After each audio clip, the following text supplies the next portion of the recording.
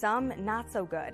In today's complicated world, while you're busy working, playing, and living life, we're busy helping you make sense of the day's news. And there's only one place where it comes together with clarity, context, and accountability. It's 21 News at 6 with me, Madison Tromler, and Derek Steyer. 21 News at 6. It's what the day's news really means to you. Welcome home to a home made homier with Baird Brothers Fine Hardwoods. Inspiration starts at BairdBrothers.com and is turned into reality when high-quality hardwoods are delivered right to your home. Baird Brothers has the latest design trends, shiplap and skinny lap interior siding, antique oak rustic flooring, and, well, you'll find them all at BairdBrothers.com. Ordered easily, delivered conveniently, enjoyed comfortably. BairdBrothers.com. At Greenwood Chevrolet, shop with confidence knowing we're ready to go the extra mile for you. With the largest selection of used vehicles in the Valley, backed by the Greenwood Advantage Warranty. Every one of our vehicles has undergone our own 126-point inspection, so it passes the most important inspection, yours. No other dealership has the extra inventory, gives you extra for your trade, and goes the extra mile for you. Only at Greenwood Chevrolet. WRS Wealth Advisors, the area's premier wealth and retirement specialists. Located on South Avenue in Boardman. Quality, customer service, and integrity. Those are the 4 words that have driven our success since 1957 at Joe Dickey Electric. Joe Dickey Electric is one Mahoning Valley landmark business that stays current with the requirements of our customers. Family owned and managed, we are an electrical contractor and energy solutions provider. Every member of our team adds to his or her skill set through ongoing training. Residential, commercial, industrial, automotive, and more. We keep ahead of the needs of our customers with a fleet of more than 50 vehicles and 24/7 emergency service, so you're never left in the dark. Every customer has a story, and at Greenwood Chevrolet, we are committed to making sure it ends with you in the right vehicle. I get to be part of somebody's adventure, whether it's buying a car for the first time, helping them get approved, or finding the perfect car for their budget. I'm proud that people trust me with their finances. They trust me to take care of them, and they trust me with their story. I'm Tracy, and I'm ready to go the extra mile for you, only at Greenwood Chevrolet. At Greenwood Chevrolet, shop with confidence knowing we're ready to go the extra mile for you. With the largest selection of used vehicles in the Valley, backed by the Greenwood Advantage Warranty. Only at Greenwood Chevrolet.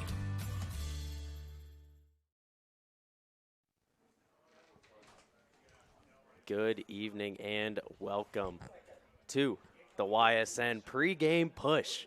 Anthony Romo joined by Jamie Thompson for tonight's call of the New Middletown Springfield Tigers and the Norwayne Bobcats. Jamie, this is our second straight year announcing the playoff matchup between these two teams, and last year there were some fireworks in that one, that's for sure. I mean, there's no doubt about it, and quite honestly, Romo, we talked about it a little bit during that Hubbard-Canfield game last night. That's the number one for us. You know, that's our number one game of all time. Just crazy back and forth. Norwayne went right down the field, took the lead, but we knew that Springfield was going to have more than enough time. Honestly, what it all came back to is the poor special teams play from Norwayne. I mean, the Tigers were just starting with favorable field position, drive after drive, and special teams always comes back to bite you. Now that and penalties, especially in these big games, the postseason, it's always heightened. Yeah, I can remember it like it was yesterday. A bad kickoff. Springfield got the ball near midfield. They had one play and then a throw to Clay Medvec across the middle. He got down. Coach Garreau had to call a timeout. And then the play that we all know. Computer went down. So the you may camera have not fell seen right that, over. but I saw it. Boilermaker. That's the trick play that Springfield got their claim to fame for, is the double reverse pass. Bo Brungard to Lucas Yema, corner the end zone with 5 seconds remaining. Want to let out that call again, honestly. I might have to reenact it. You probably just have it in your mind. Like, I mean, I've seen those videos where Gus Johnson kind of goes back through and he calls his Brandon Stokely again for a group of people. I mean, at some point, I can Springfield's call that they're probably going to Gus bring too. you back and be like, hey, we're going to need you to do this. And you're going to have like a Q&A in front of the auditorium. It's going to be beautiful. I mean, that was definitely a great night. And then Springfield went on won that game, which gave them the regional championship. They went on to beat Fort Fry the next round in another very close game, and then ended up bowing out to Coldwater in the state championship game. Right, another heartbreaker, man. Yeah. Another heartbreaker, but hey,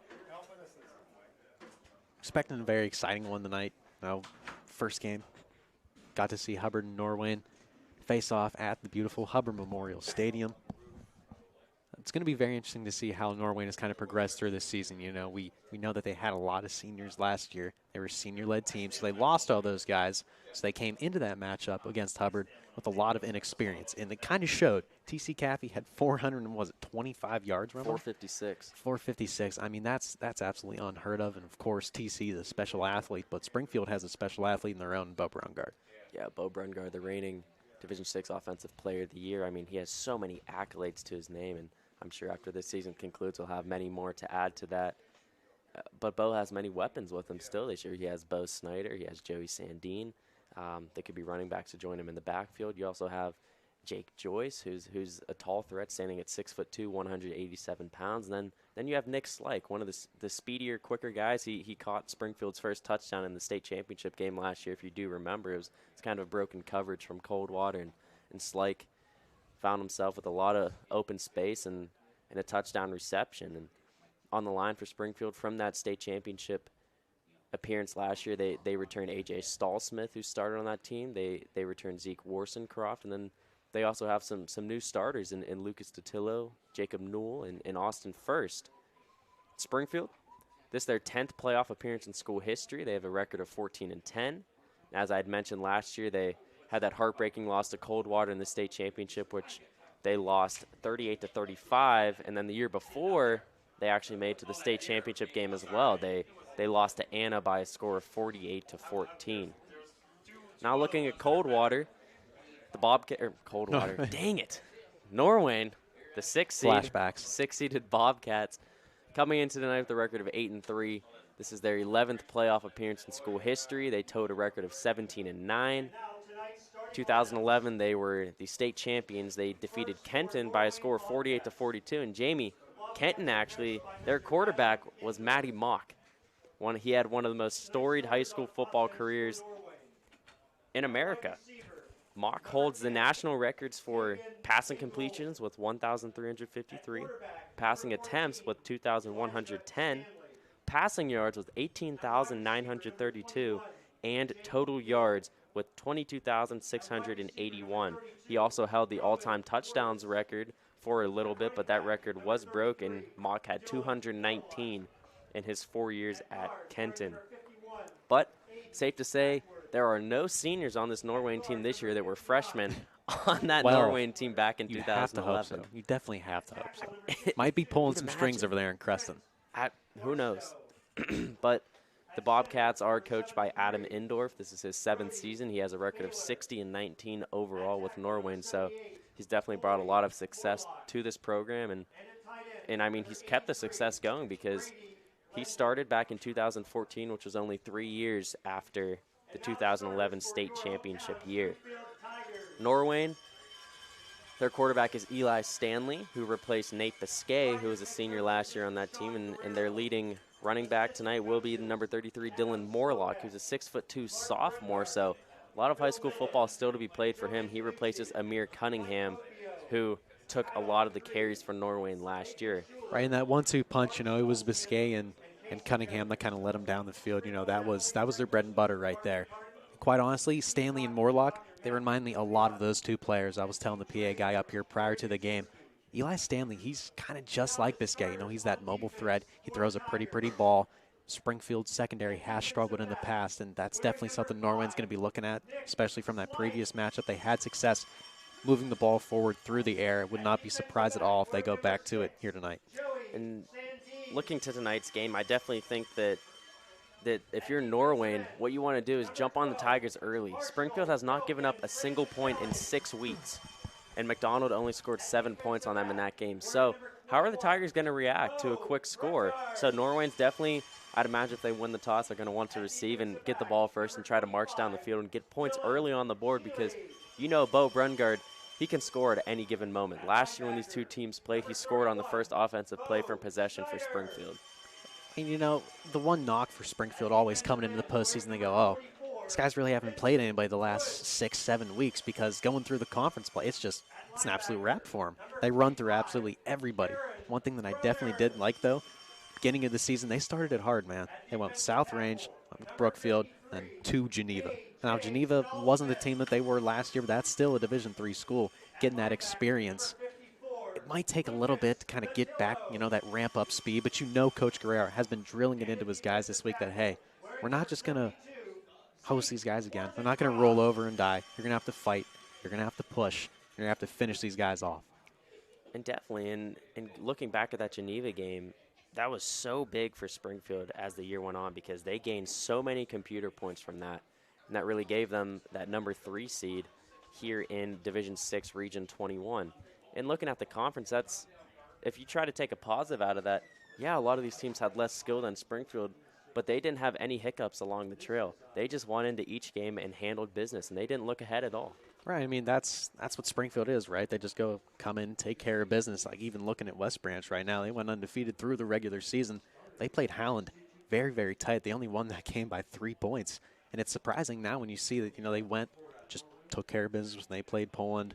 That game against Salem was very, very tight. Still came out on top of that one. But Springfield is just year in, year out. They're taking care of business, man. It's been very impressive to watch these last couple of years.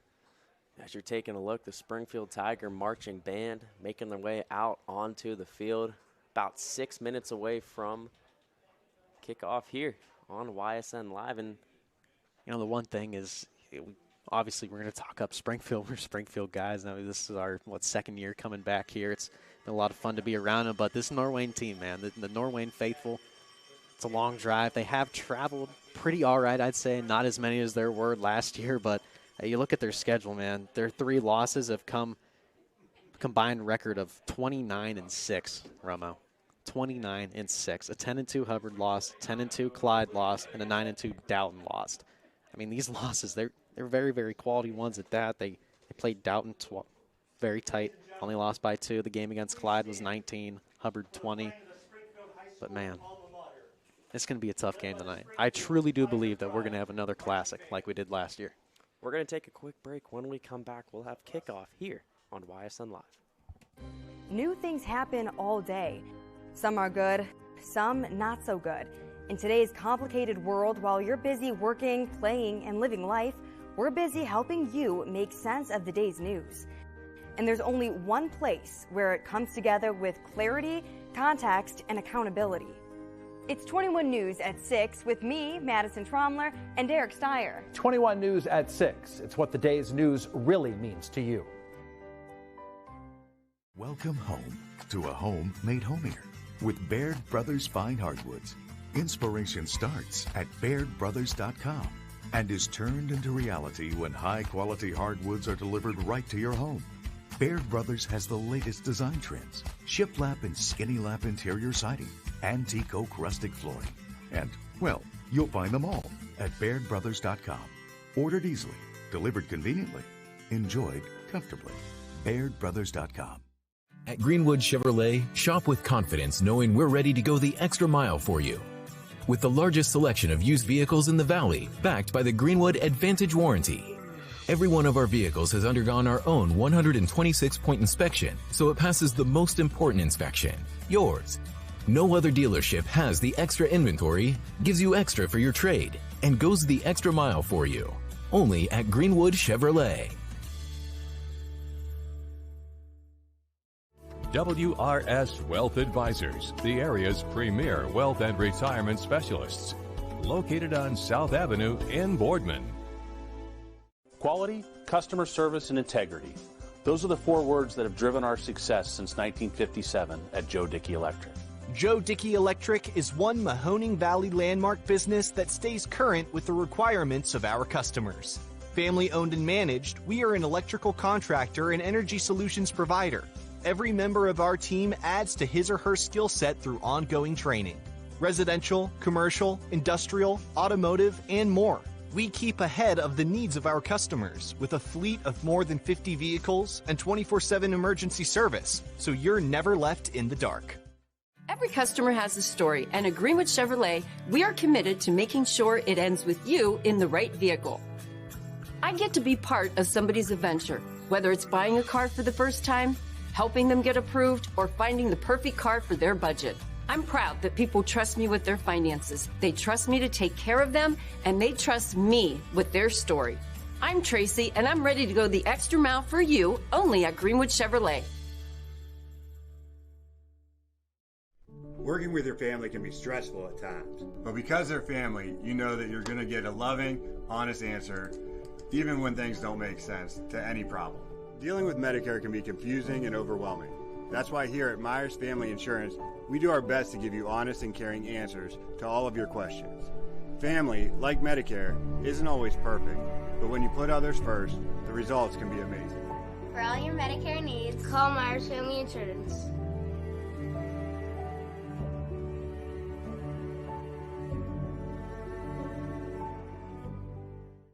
In Storms, WRS Wealth Advisors, the area's premier wealth and retirement specialists. Located on South Avenue in Boardman. Welcome back to Springfield High School, and here come the Tigers as we are shortly awaiting kickoff here in round 2 action between the Springfield Tigers and the 6th-seeded visiting Norwayne Bobcats. Anthony Romo joined by Jamie Thompson for tonight's call. Before we head down to kickoff, we'll take a moment to head down to our sideline reporter for the first time tonight, Mike Ackelson. Mike, looks like we're actually having... It's like Mike said, he can't hear us right now. We're going to try and get that figured out for you, Mike. Had some struggles last night trying to get it all figured out here once again.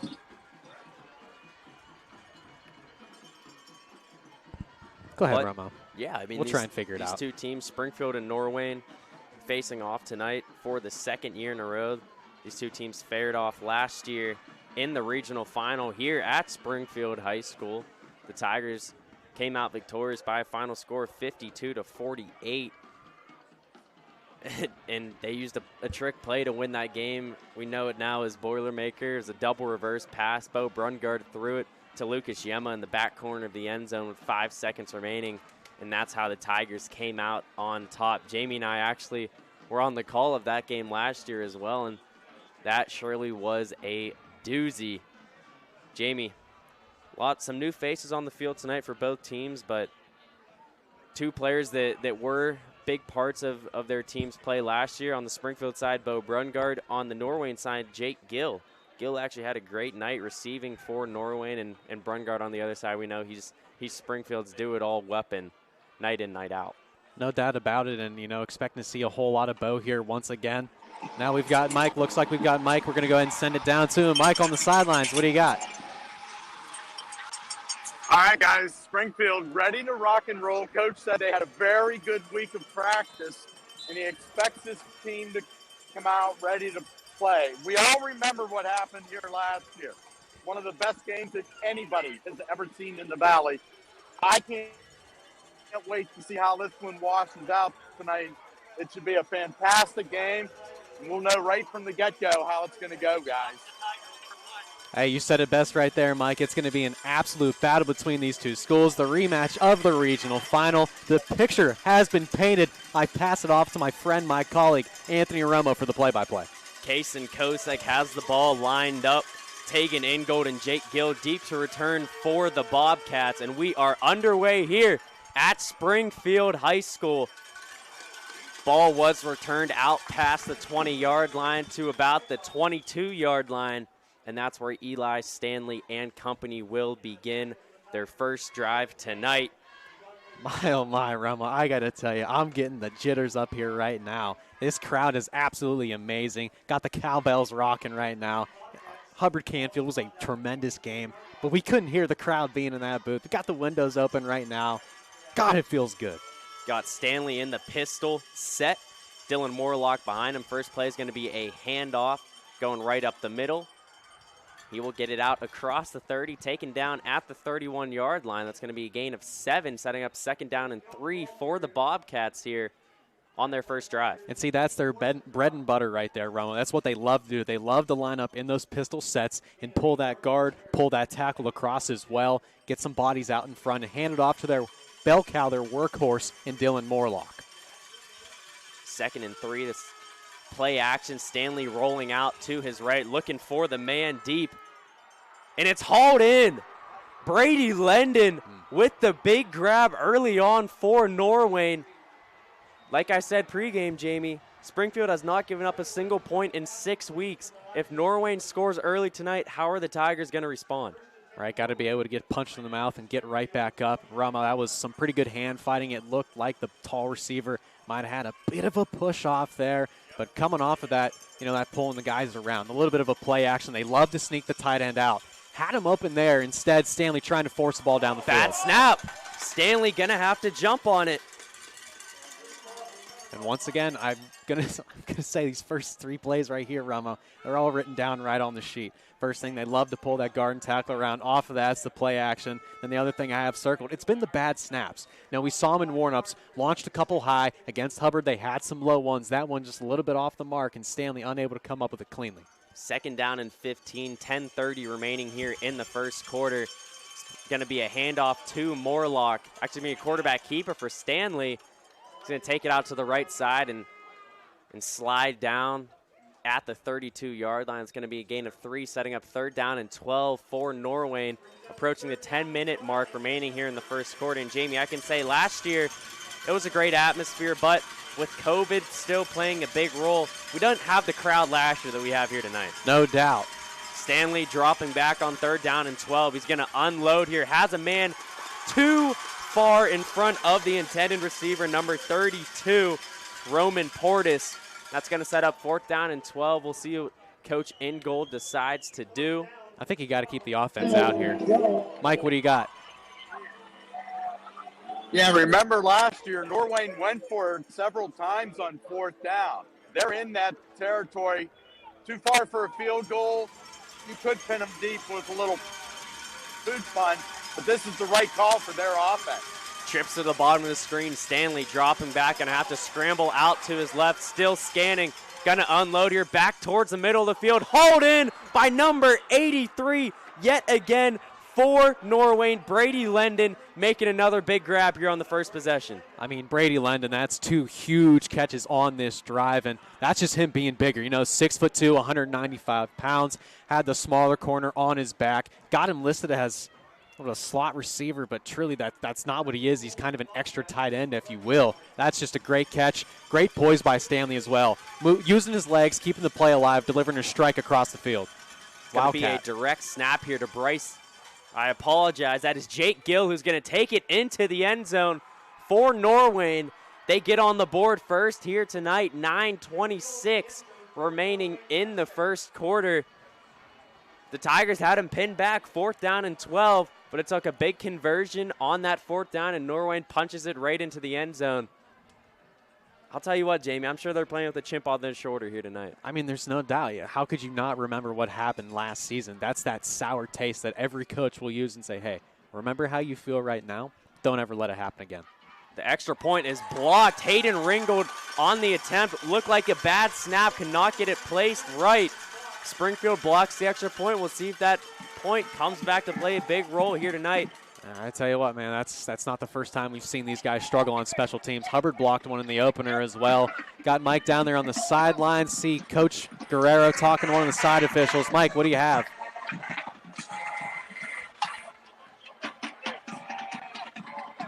Well, I think what he's saying is on that 4th down conversion, they had a lineman downfield that they absolutely missed.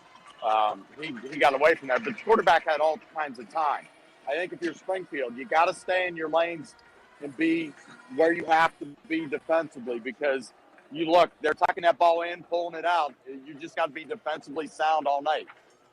Not the opening drive I'm sure the Tigers defense wanted to have, but those 2 big pass plays were absolutely positive marks for Norwayne on that drive. Hey, no doubt. And, I was going to say that 3rd down throw where he just sailed it over the receiver, that was a byproduct of pressure. We saw a linebacker come screaming through. It looked like the B gap just a little bit coming downhill and just delivered a bit a high ball with Stanley, the overthrow. That fourth down play, though, did a great job using his legs, buying time, just delivered a strike.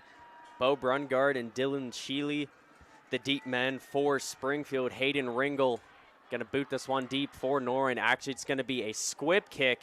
Someone's got to jump on it. That ball just rolls out of bounds. Nick Slyke watched that one. It was right next to him. He watched it roll out of bounds. Just had enough time there. Some Norwayne kickoff guys almost got down there in enough time. Yeah, that was almost a horrific mistake right there. You got to get on that football when it's rolling around. It's going to end up in their favor, but, I mean, that's a risk I'm not willing to take.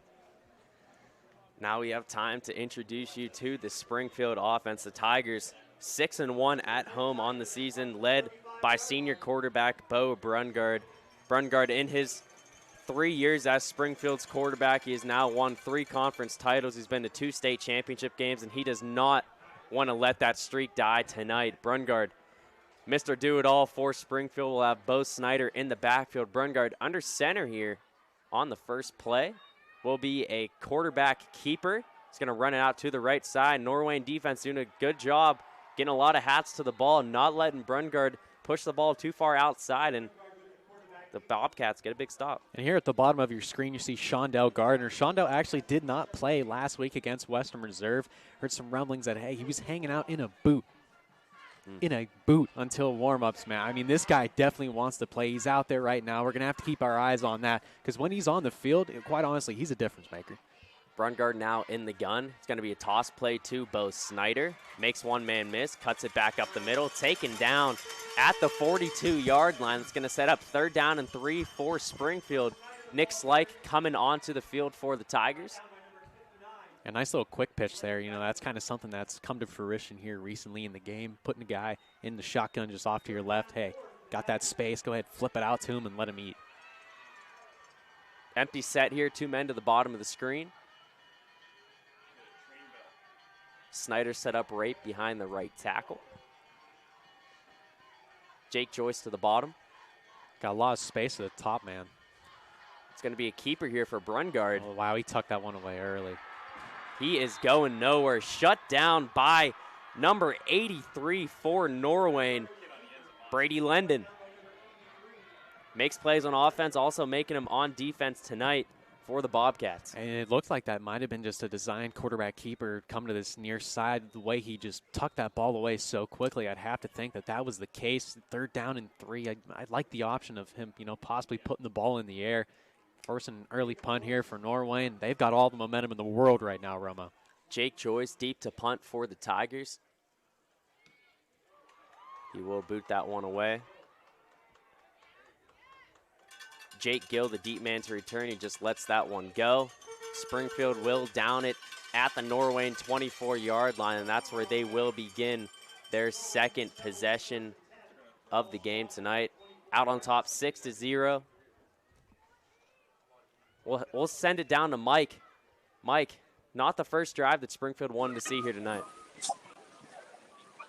No, it absolutely wasn't what they wanted to do. But the thing I noticed with Norwayne, they are spying on Brungard. They have a guy that's just following him everywhere he goes.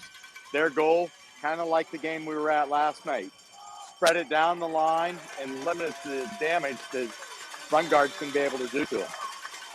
First play of the drive, a quarterback keeper for Stanley tried to break it out to the right side. Nice job there by the Springfield defense, going right with them and taking them down right at the line of scrimmage. 2nd down and 10 Norwayne. 7 minutes remaining here in the first quarter of play. And that's not your average tackle either. I mean, Sandine leveled Stanley, leveled him. Morlock joining Stanley in the gun. We're going to have a flag thrown.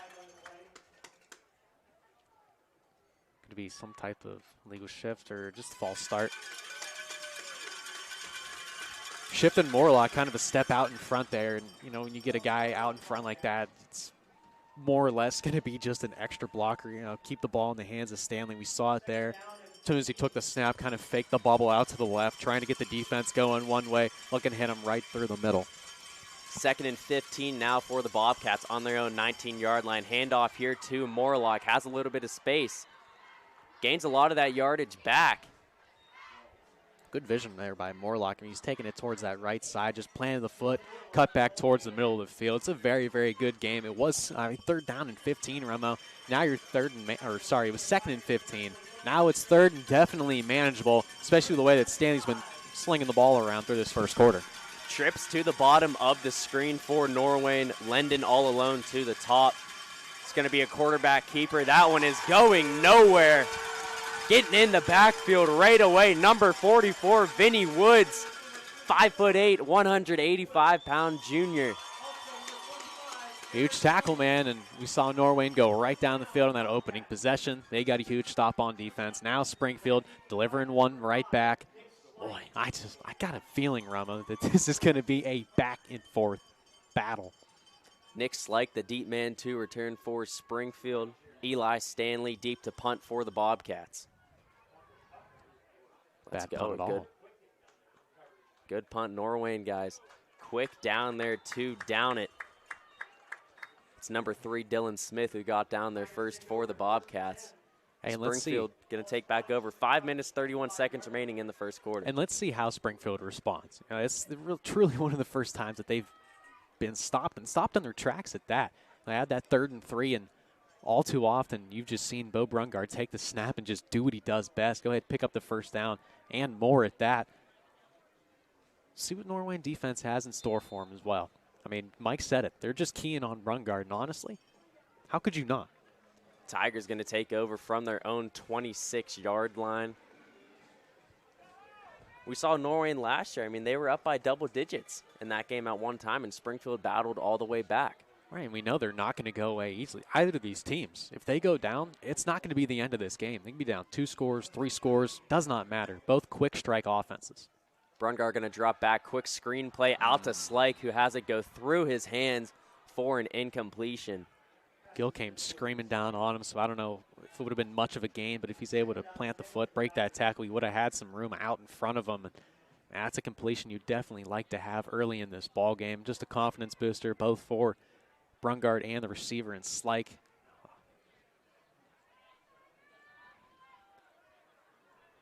Second and 10, Springfield on their own 26-yard line. It's going to be trips to the bottom.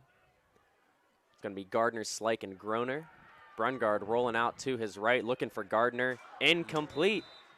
Just a little bit behind the intended receiver. Oh, man, and look at Bo. Bo is fired up, telling Gardner that, hey, don't keep breaking back to the middle. You got to sit there. You sit there, show me your numbers, and I will deliver a strike right into your chest. Just a miscommunication between quarterback and receiver. Shondell thought he needed to keep going. Brungard wanted him to sit. 5 wide look here for the Tigers. 2 to the top, 3 to the bottom. He'll turn and look at the sidelines. It's going to be Joyce and Sheely to the top. Groner, Slike, and Gardner to the bottom. Brungard all alone in the backfield. Once again, you're going to have this near side, just a 2-over-3 with the safety kind of rolled over. You're going to have, Finds Jake Joyce for the first down. And that was the look. I mean, that's just a good play call right there. It's something that definitely was seen up in the booth, related down to the field that, hey, just the pure way that Norwayne's lining up right now. They had an outside backer going to be on that inside slot. The far corner is just lined off 7 to 8 yards, so you're able to plant that foot, get in front, use your body to keep the defender behind you. Good pitch, good catch. Approaching the 5-minute mark remaining here in the first quarter. First down and 10 Tigers from their own 39-yard line. Sheely coming in motion. It's going to be a keeper for Brungard. He's going to go right up the middle. Going to get a gain of 2, setting up second down and 8 now for Springfield. As Mike had said earlier, Norwayne putting a QB spy out there, not letting Brungard just run Willie all over the field. I mean, he does it against everyone. He definitely did it against him in that ball game last season. He throws it. He keeps it himself. He's just a dual-threat quarterback by really all accounts. My tongue had gotten stuck there. I meant to say willy-nilly. What'd you say? I just said Willie. 4:23 remaining now in the first quarter. 2nd and 8 Tigers. Brungard in the gun, looking for Jake Joyce. Low throw, not catchable. That's going to set up 3rd down and 8 now for the Tigers. Yeah, a miscue there from Brungard. Don't see that happen all too often. Caleb Earhart came flying down on Joyce. Oh, No doubt. He was closing the gap very quickly, backpedaling. As soon as you see that ball release, plant the foot, coming downhill, looking to break up the pass. Didn't have to just because it was too low, but that's the way Norwayne's lined up right now. You know, they're given that separation between them and the receiver. It's just already natural separation. That's your goal as a receiver, you know. You want to be able to create separation between you and your defender. Norwayne right now is just giving it to him from the snap. Spread look here for the Tigers on 3rd down and 8. Brungard going to drop back, evade the pressure. He's going to have to scramble now. Finds Bo Snyder at the last second for the first down.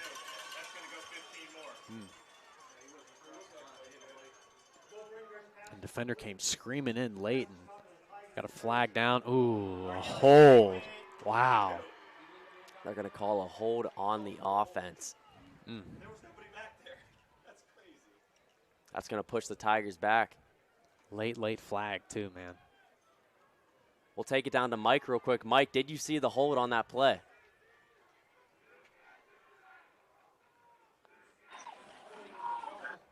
Yeah, it was just in the middle of the line. It's one of them ones. Didn't really need to grab him. I thought Bo bought some extra time there. They brought a nice blitz on it, but Bo just sidestepped it. Without the hold, you would have moved to 6. Now let's see what they dial up on this 3rd and long. 5 wide set, 3rd down and 17 for Springfield. Midfield would be the first down. Trips to the bottom, 2 men to the top. It's going to be a quarterback draw. Brungard's going to scramble now. Has some space, tries to cut it back towards the left side of the field. Has Gardner in front blocking across the 50, 45, 40. Taken down at the Norwayne 37-yard line.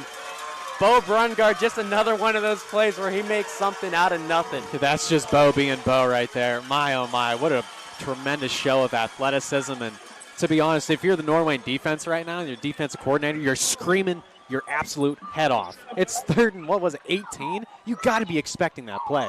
Mike, what'd you see? How about the patience of Brungard on that play? He let his blockers set up for him, reverses the field, cuts it back in again. I mean, that is a perfectly just Bo being Bo play, and you can't defend that very often. Nick Slight coming in motion. It's going to be a quarterback draw yet again. Brungard keeping it. He's just going to have to go down there. Gain of, he just got back to the line of scrimmage, actually. Gain of 0. Got hammered by Bryce Haven again, and Haven delivered a shot when that 3rd down play before the penalty brought it back. As soon as Bo released the football, Haven, he's coming in right now like a missile. It's actually both running backs for Norwayne, Haven and Dylan Morlock, in on the tackle for the Bobcats. That was a huge pickup there from Brungard. You heard the crowd come alive really for the first time since we saw the Tigers come running through that banner. Getting into it now, maybe a little bit of momentum. Got 2nd and 10. Line up this I formation. 2:40 remaining in the first quarter. 2nd down and 10 Tigers from the Norwayne 38-yard line. Brungard going to drop back, looking for Jake Joyce. Little stop and go. It's going to be incomplete. Yeah, it's beautifully defended right there by Caleb Earhart. And I'm kind of a little surprised already trying to take that shot with the fake curl route and going into the deep go. I mean, just that, like we said, the natural separation, man. He's already got 7 yards in between him and his guy. That's an easy pickup of 5 or 6 if you're able to just plant it, deliver a strike. But taking that shot in 2nd and 10, I don't know if I like it there. Sets up another 3rd down and long here for Springfield. 2:28 remaining in the first quarter. First down marker at the Norwayne 28-yard line. Tigers trail 6-0. Still a lot of ball game to be played. Way they're set up right now. Wouldn't be surprised at all if he rolls to this near side, but hey, Coach Guerrero's going to use a timeout prior to that. We'll take a timeout ourselves. We'll be right back. 2:28 remaining here in the first quarter. Norwayne 6, Springfield 0. Quality, customer service, and integrity. Those are the 4 words that have driven our success since 1957 at Joe Dickey Electric. Joe Dickey Electric is one Mahoning Valley landmark business that stays current with the requirements of our customers. Family owned and managed, we are an electrical contractor and energy solutions provider. Every member of our team adds to his or her skill set through ongoing training. Residential, commercial, industrial, automotive, and more. We keep ahead of the needs of our customers with a fleet of more than 50 vehicles and 24/7 emergency service, so you're never left in the dark. Every customer has a story, whether it's buying a car for the first time, helping them get approved, or finding the perfect car for their budget. I'm proud that people trust me with their story. I'm Tracy, and I'm ready to go the extra mile for you, only at Greenwood Chevrolet. Welcome back to Springfield High School. 3rd down and 10 coming up for the Tigers from the Norwayne 38-yard line. 2:28 remaining in the first quarter of play. Anthony Romo joined by Jamie Thompson. We also have Mike Ackelson on the sidelines. Slykin Gardner to the bottom of the screen. Jake Joyce to the top. Brungard going to roll out to his right. Has a lot of space. He's going to keep it himself. Gets across the 30. Lowers his shoulder. Lowered the shoulder into Tegan Ingold. Yeah. And Brungard definitely got enough for the first down. Hey, get off the tracks when the train's coming through. Mike was right there. You had the perfect angle for that one, Mike.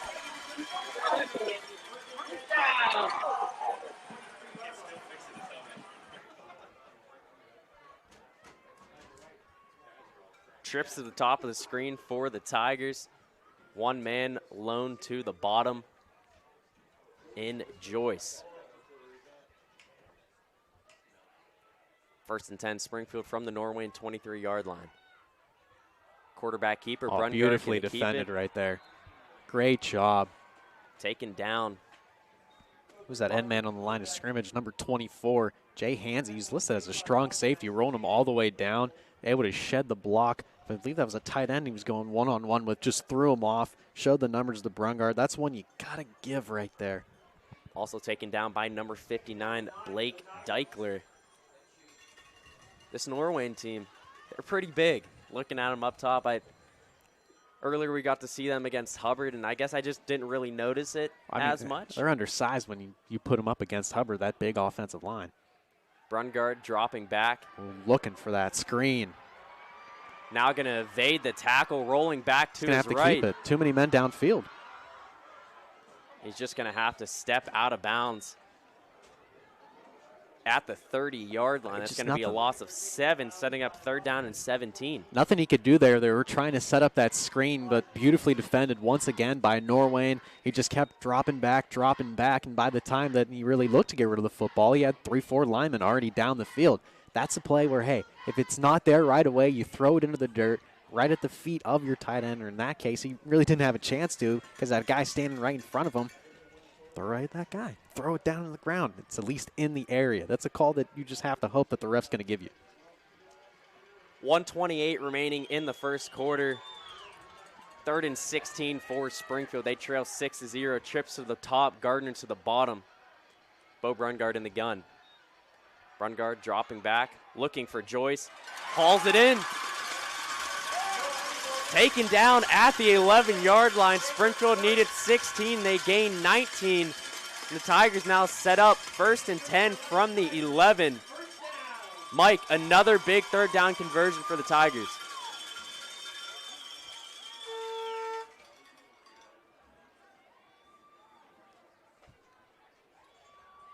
Approaching 1 minute remaining here in the first quarter. Bo Brungard all alone in the gun.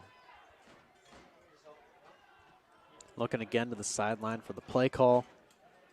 I mean, when you get down into the red zone right here, this is when Bo really shines. Brungard's going to take the snap, design quarterback draw. Brungard going right up the middle. Taken down at the 1-yard line. You know, the best offenses that we've seen from both these teams right now is just, putting the bigger receiver on a smaller defender, throwing it to him, and them just doing a great job of using their bodies, able to make some terrific catches. Springfield defensively is kind of doing the same thing as Norwayne, just keeping that separation between their corners and the receivers. But at some point, you got to man up. You got to be able to press that gap down and just make them beat you deep. If it happens, it happens. You can't just let them pick you apart down the field. Gardner coming in motion, 8 seconds remaining in the first quarter. It's going to be a keeper for Brungard going right up the middle into the end zone for the touchdown. Springfield gets on the board right before the end of the first quarter. Kason Kosek now coming on for the extra point attempt, which could be crucial right here. He could give Springfield the lead as the fireworks are going off for the first time here tonight. Beautiful, man. Absolutely beautiful. And that was the play that we touched on last night between both Bates and Lowry for Hubbard and Canfield. You bring a guy in crossing motion to get that defense moving, but a mobile quarterback is able to make that pull, keep it himself. Snap over the head of Brungard. He's just going to have to fall on that one. And we will stay all tied up here at 6. Some special team woes for both teams early on here tonight. We'll take a quick break. When we come back, we'll have one more snap of the first quarter, and we'll take it down to Mike Ackelson after this quick break. Your teams work hard and give it all they've got. Well, so does ours, because 21 Sports and YSN give you extra effort when covering local sports. 21 Sports and YSN, winning coverage of our Valley's teams. Planning a project around your home or... Welcome back to Springfield High School. We'll take it down to Mike Ackelson. Mike, the Tigers with a big answer here as we close the first quarter out.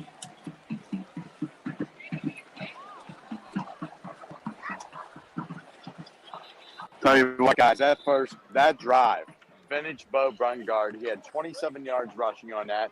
Look at his pass completions, big third down conversions, exactly what Springfield's offense needed to get into gear. However, you missed the extra point. So, looks like after one, we're going to be still sitting right where we were when it started, all knotted up. Kason Kosek on for the kick. Deep to return for Norwayne will be Tegan Ingold and Jake Gill.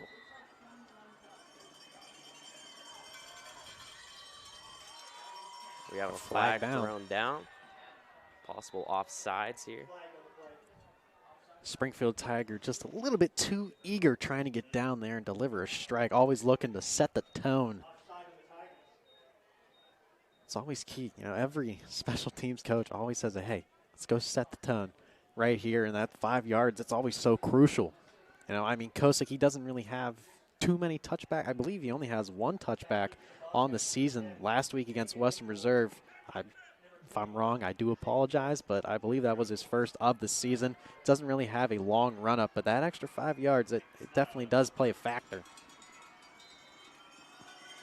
We'll try this all over again.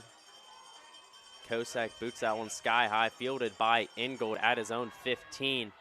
He's going to take it back across the 40 before he's tripped up and taken out of bounds. Great starting field position for Norwayne. We have reached the end of the first quarter. We'll take a quick break. You're watching round 2 action here on YSN Live. It's a new year at Acura of Boardman and Boardman Mitsubishi with huge savings on over 350 fully inspected vehicles. We have cars, trucks, SUVs, minivans, and work vehicles. We don't have it, our team will find it. We aim for 100% credit approval with payments as low as $99 per month. And as always, we'll pay top dollar for your trade. For a great vehicle and a great experience, come see why everyone is stopping by at Acura Boardman and Boardman Mitsubishi. Coca's Pizza, proud to announce our pizza buffet's back every Wednesday at our Boardman and Canfield locations. Adults only $7.99 and kids only $4.99. And $2 beer starting at 8 o'clock. That's Coca's Pizza. We serve it hot. Hi, this is Tom Clem from WRS Wealth Advisors and proud Springfield alumni, class of 97. With our combined 70 years experience, WRS Wealth Advisors is the area's premier wealth and retirement specialist. Call 330-965-0370 to learn more about our individual and Start of the second quarter here on YSN Live. First play is going to be a handoff to number 28, Bryce Haven. I apologize, that was Jake Gill on the carry for Norwayne. Yeah, nice little carry there by Gill, just putting his head down and not really trying to do too much, taking what's there. I know, the run honestly looked like it was Dylan Morlock the way he was barreling through defenders. They do have Gill in the backfield. They do like to use Gill. We saw that week 1. He's more of the speed threat. Another handoff to Gill, lets his blocks assemble, showing great patience, but we do have a late flag thrown in from behind the play. Yeah, that could be a big one. Although we know that Norwayne is more than capable of getting behind the sticks the way they've been able to sling the ball around. Holding on the offense, that's going to push the Bobcats back. Take it down to Mike. Mike, what do you see there?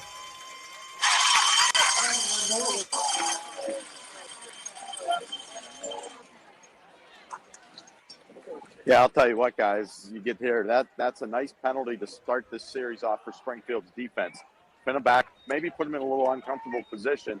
Let's see how it comes out on this play. Right, and I think if you are Springfield, the goal is definitely going to have to be, hey, we've got them behind the sticks, get them in that passing situation. It's going to be send pressure. You've got to be able to keep contained, but the way that they've kind of, neutralized Stanley when they have, it's been the pressure in his face. You ask any quarterback. Nobody wants to throw when there's guys in the pocket. 2nd and 15 from the 37-yard line. It's going to be a play action. Stanley rolling out to his left, looking for number 32, Roman Portis. That pass incomplete. And defended well by Dylan Shealy, trying to catch it on that far sideline. Not really a lot of room to work with, and Shealy using the sideline as an extra defender. Brings up a 3rd down and 15 here for the Bobcats from their own 37-yard line. We've seen them convert on some long 3rd downs already in this first quarter. Look out for number 83, Brady Lendon. He came in on some clutch receptions on that last drive for Norwayne. And this is where the mobile quarterback just really is so effective to have, like an Eli Stanley, like a Bo Brungard, where they're able to just buy time, allow the receivers to get downfield, deliver a strike, man. Spread set here. Lendon to the bottom of the screen. Stanley dropping back, thrown across the middle, has a man wide open across midfield, fumbles the ball, and it's picked up by Bo Brungard. He comes across the 45, pushed out of bounds at the 50. Wow. It's a huge turnover. Just once again, we talk about it. Special teams, penalties, turnovers. You cannot afford to put the ball on the ground. That could be a momentum shift there, Mike. What'd you see?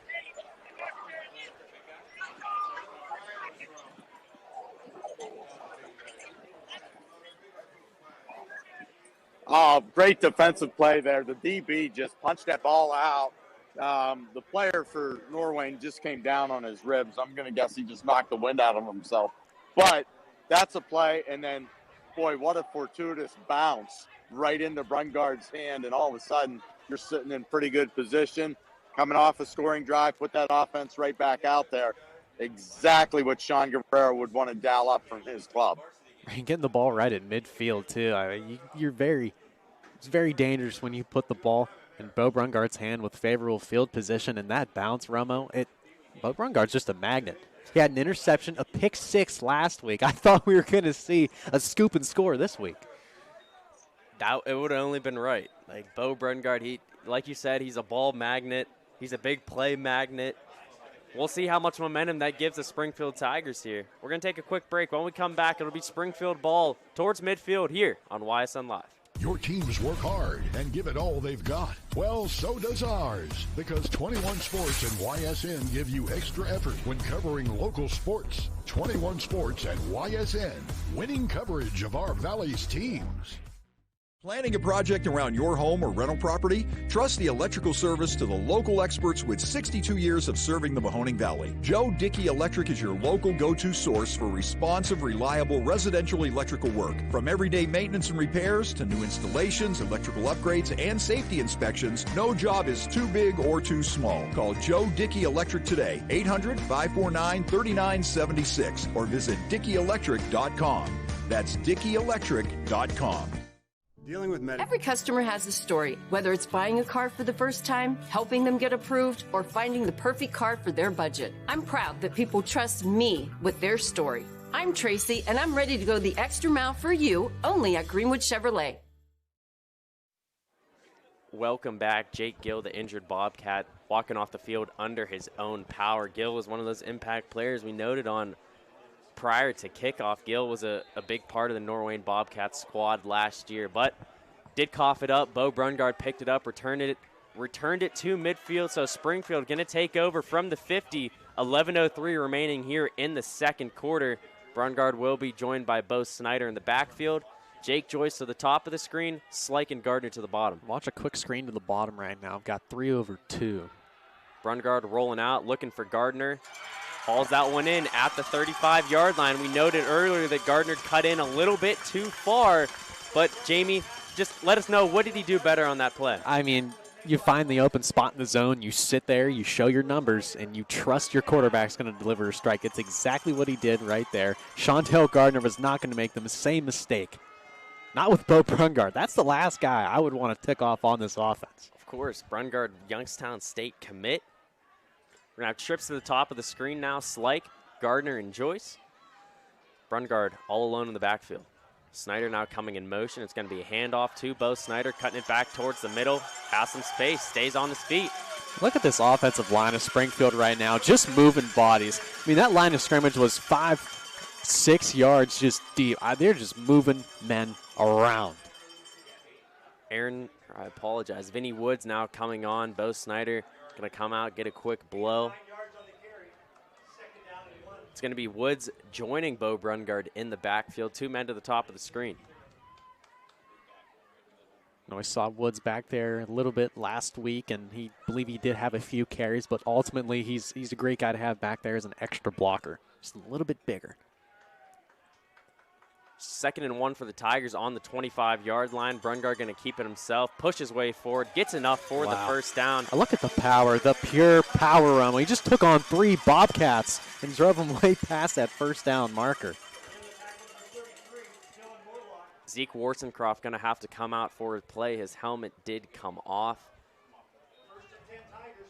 I don't know if I love that rule, to be honest with you. Yeah, it's really really ticky-tacky. what is the point? Just because the helmet falls off, he's got to come out? Nobody's checking him for a concussion on the sideline. I mean, I don't know. It's an interesting rule. Player safety. 1st and 10 now for Springfield from the Norwayne 21-yard line. 9 minutes, 18 seconds remaining here in the second quarter. Nick Slike coming in motion. This play going to be a handoff to Joey Sandine, and that play is going nowhere. Big man's hype about it, too. Great job, the interior lineman, Nathaniel Traup. Just waiting for him. Good play design. I did like the play, but, I mean, that's just great defense by Traup. First time we saw the ball in the hands of Sandine tonight. Ends up being a loss of 2. Under 9 minutes remaining now in the second quarter. Tough way to start your night, huh? First carry, getting swallowed up by a guy that's 6'1", 235 pounds. Count me out. Brungard looking for the signal from the sidelines. Yeah, really squeezing it in here. We've got 2 tight ends along with the receiver to the top. Down on the bottom, I believe that's Yelkin. And then you also have, is it Bo Snyder with him? That's just a whole lot of meat. Brungard going to roll out to his right, looking for Jake Joyce. Had a nice fake there, comes back, dives for the ball. Oh, wow. You know what, that was an interesting route right there, and that was kind of a little fake out, pushing it back up. As soon as he got to the marker, tampered down one more time, cutting towards the outside. That was like a flag football route. It's a long developing play right there, and that's why you have all that meat in. Those were guys that they knew that, hey, this is a long play to develop. Let's go ahead and bring them all in. Just buy a little bit of time. That's a one-man route. And if he doesn't think he can make that throw, you're tucking it, you're running it with all those big guys out in front of you. 3rd and 12 now for the Tigers. It'll be trips to the bottom. Coach Guerrero going to call his 2nd timeout here of the first half. We'll take a moment, give you some we'll give you some first half score updates from around the valley.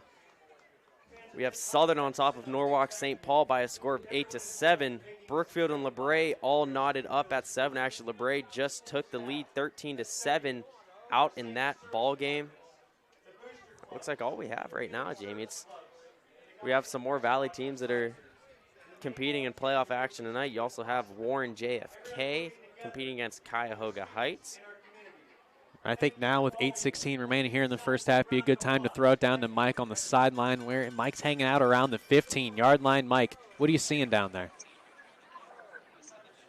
Well, what I'm seeing, very patient offensively by Springfield on this drive, and a lot of determination out of Bo. On that 2nd and short, he just put his head down and pulled over a couple guys to get it. Bowie's got the flow going on right now. We know that playoff time comes around. He really starts to get the locks going. And then come basketball season, we know it's Shaving strictly it all. short. This is a big play coming up for you. Make the decision to kick the field goal. Either way. Right. Mike's definitely right. I mean, saying that is going to be a huge decision. trips to the top of the screen. Joyce all alone to the bottom. Big size mismatch. Yep, I think that's might be where they're going here. The safety truly in the middle. He has him beat. Brungard looking right for Joyce. Comes back for it, makes the catch, gets into the end zone for the touchdown from 23 yards out. Springfield taking their first lead of the night. Beautiful catch by Jake Joyce.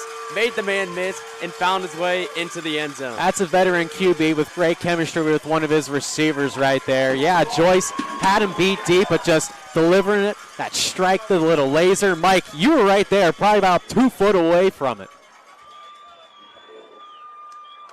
Holy cow. The receiver, it's a perfectly thrown ball, but the receiver, he is less than a half an inch from stepping out of bounds. Just tight ropes it right down the sideline here. What a play. That is what you absolutely wanted to dial up on third down. Great drive. You make Norwayne pay for that turnover. Kason Kosek now on for the extra point attempt. Good snap, good hold, good kick. Springfield now on top, 13-6 with 8 minutes and 11 seconds remaining here in the second quarter. 50-yard drive there for the Tigers after the Norwayne fumble. We'll take a quick break. When we come back, the Bobcats looking for an answer here on YSN Live. Hi, I'm Colin Chupa. And I'm Kelsey Clem from K-Squared Marketing. Our boutique marketing firm specializes in media planning and buying, public relations, event marketing strategies, and strategic sponsorships. We can integrate our services with your existing game plan, or we can be your entire marketing team. Your goals, our game plan. Let's win together. Call K-Squared Marketing at 330-623-2730 or visit ksquared.marketing to learn more. Second quarter action here. Round 2 action as well on YSN Live. Springfield hosting Norwayne in a regional final rematch from last year. Bo Brungard to Jake Joyce for the touchdown. The Tigers now on top, have their first lead of the night. They lead 13-6 over Norwayne. 8 minutes, 11 seconds remaining in the second quarter. Anthony Romo joined by Jamie Thompson up here in the booth. We also have Mike Ackelson down on the sidelines. Taking in goal, Jake Gill, the deep men to return for Norwayne. Kason Kosek is going to boot this one deep for the Tigers. And let's see how Norwayne responds. This could be a big possession in terms of this ball game. Ingold on the return, gets it out across the 20, taken down at the 28-yard line. Hey, that's a great effort by that guy on special teams right there. If you don't come up with that tackle, you've got nothing but green out in front of that return, man. Great effort. Bo Snyder on the tackle for the Tigers. Mr. Do-It-All, he's all over the field. No doubt, just like his brother and Bo Brungard. Yeah, his Bo brother. Brother from another Bo mother. Right. Simple. It's facts. Eli Stanley going to hand it off here. It's actually going to be a quarterback keeper. Stanley going to be pushed out of bounds at the 30-yard line. Nice tackle made there by Nick Slike. Setting up in that pistol set, just reading the end man on the line of scrimmage. It's a good pull by Stanley, but just a great play defensively by Sandine. Came storming down, able to make that tackle. And if you are Stanley, I'd like to see him plant the foot and just turn it upfield. Just trying to get to the sideline and outrun Slike. Sorry. Second down and 9. Stanley in the gun, going to drop back. Finds his man out in the flat. That's going to be a first down and more for Jake Gill. Gill checks back into the game. Did have an injury after that fumble on the last Norwayne possession. Good to see him back on the field. You know, that last drive for Norwayne, we really didn't see him put the ball in the air all too often. When they did, it was that huge 3rd and 16 conversion. Unfortunately, they did fumble, but hey, if I'm Norwayne right now, I'm going to keep slinging it around. Until Springfield shows me that they can stop me, I'm going to keep putting it in the air. Hand off here. And a nice gain on the carry for Morlock. I mean, you know, what did we say coming into this one, Remo? That the Stanley and Morlock, it really is reminiscent of the Biscay and the Cunningham. Because these two guys, they're a junior and a sophomore right here. So even next year, these two are going to be returning. They're going to have that chemistry. Stanley has looked very impressive so far in this ball game. And Morlock, when he's given the chance, because he does get spelled by Gill and sometimes with Bryce Haven, he's impressed once again. a lot of guys will be returning for this Norwayne team next year. You look on paper, you have Stanley, you have Morlock, Haven, Lendon, Portis. A lot of skill guys coming back next year. Oh, man, hey. False start and Stanley's fired up, and that's truly the one thing that's really impressed me of both of these quarterbacks. Now, we've seen some mistakes from these ball clubs. Who are the first guys that are ticked off about? And they're letting them know that, hey, you can't afford to make these mistakes. Yeah, he's going to chew them out a little bit, but you know he's going to be there to say, hey, I got you. I'm going to pick you up. Next play. Here we go. Close to the 7-minute mark remaining here in the second quarter. 2nd down and 8 for the Bobcats from their own 46-yard line. Eli Stanley in the gun, going to hand it off here to Haven. Going nowhere. Great tackle there by a plethora of Springfield Tigers. It's also interesting territory. You got it be 3rd down and 9 at the snap at the 45-yard line. If you're able to get a positive gain here, something like 6, 7 yards, it could be the hey. Time starting to wind down here in the first half. Springfield's starting to roll. Let's go for it on 4th, see what we can do. Bo Snyder and Lucas Datillo in on the tackle. 3rd down and 9 for Norwayne. Play action. Stanley going to drop back here, looking for his man. Incomplete. A little bit of slippage there from the receiver on the far side, and that could come back to the grass track. Cresta Norwayne used to play on old turf. Got to get those longer cleats. 4th and 9, Bobcats now. Stanley will be the deep man to punt. So when you have your quarterback also as your punter, you always have to look for that potential fake. Right. Springfield with all the momentum in the world, Norwayne definitely going to have to flip the field here. It would be a chance to go ahead and steal it back from them if they wanted to. Punt will take a nice Norwayne bounce. Springfield going to start with the ball inside their own 20-yard line. We'll send it down to Mike real quick. Mike, big possession here for the Tigers. Easy. You want to eat up the last 6 minutes, 20 seconds. Long drive, ended with the points, going to the half. You're sitting pretty. You know what I like. Get that late score. You get the ball first in the second half. Do the 2-for-1. Bo Brungard and company going to start on their own 16-yard line. 6 minutes, 20 seconds remaining here, as Mike had said, in the second quarter. Anthony Romo, Jamie Thompson on the call tonight from Springfield. Regional final rematch. Great crowd, great atmosphere. Norwayne came out on top. Tonight, I should say, they came out first, scored, took the 6-0 lead. Springfield, 13 unanswered points. Bo Brungard now going to keep it himself, run right up the middle, has a hole across the 40, cuts back to the right side. Brungard still on his feet across the 45-40, has blockers out in front. Still in bounds, reaches, touchdown, Bo Brungard. What a play, 84 yards. My goodness. What a run by Bo Brungard. Here come the fireworks, baby. Those aren't even the most impressive fireworks in the last 20 seconds. This is an 84-yard run by the man, the myth, the legend, Bo Brungard. One of the best quarterbacks to come out of the Valley. How many times have we seen him make a play like that? I'm telling you, man, he's got to lather up in like fish oil or tanning oil or something before the game because he's impossible to bring down. He's so slippery. Kason Kosek on for the extra point attempt. As the scoreboard says, wow. You're telling me. Brungard, the holder. Another bad snap. Brungard going to have to pick it up. And the score will stay 19-6. The special teams woes continue. We're going to take it down to Mike. Mike, Bo Brungard with another one of those plays that we know him all too well for.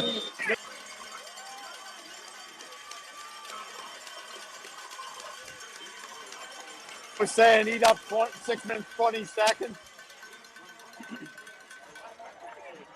Add that one to the highlight film. Took 21 seconds to increase their lead. The only bad thing on that, special teams again. But Brungard, that run, the patience, his vision to see that he had blockers to set up for him, breaks a couple of tackles, that is perfect execution by a player that wants to win. said it best, Mike, and thanks once again. We appreciate you being down there on the sidelines, doing a dynamite job, just like you did last night over in Canfield for the Cardinals and the Eagles. Something that we've kind of been, rolling in here a little bit. The sideline reporter getting into the playoffs. Mike can't do that. Post-game show? Now the post-game show, and then when they flipped all the different touchdowns. Oh, man. Audible call. Audible call. Sorry, I lost it off the top of my head there. Some score updates from around the valley. South Range on top of Crestwood by a score of 28-0. Look at Coach Guerrero running up and down the sideline. This guy's fired up. Kickoff will be fielded by Tegan Ingold. Fumbles the snap, gonna have to pick it back up. Has some space. Ingold wrapped up and taken down at the 27-yard line. And that's huge by Ingold, bobbling that ball around the 10-yard line, and a lot of times, you take that much time and you're going to get dudes just screaming in your face. We saw it right there, but it gets so dangerous when you have 2 or 3 guys around the football, especially when it rolls around that grass a little bit. It's late. We're in November. It's going to get a little slick. People just start ripping out at the ball. Lucky that one didn't come loose and did a terrific job of getting out to the 27. That's one of the best returns that you're going to get, and you only start your drive at the 27-yard line.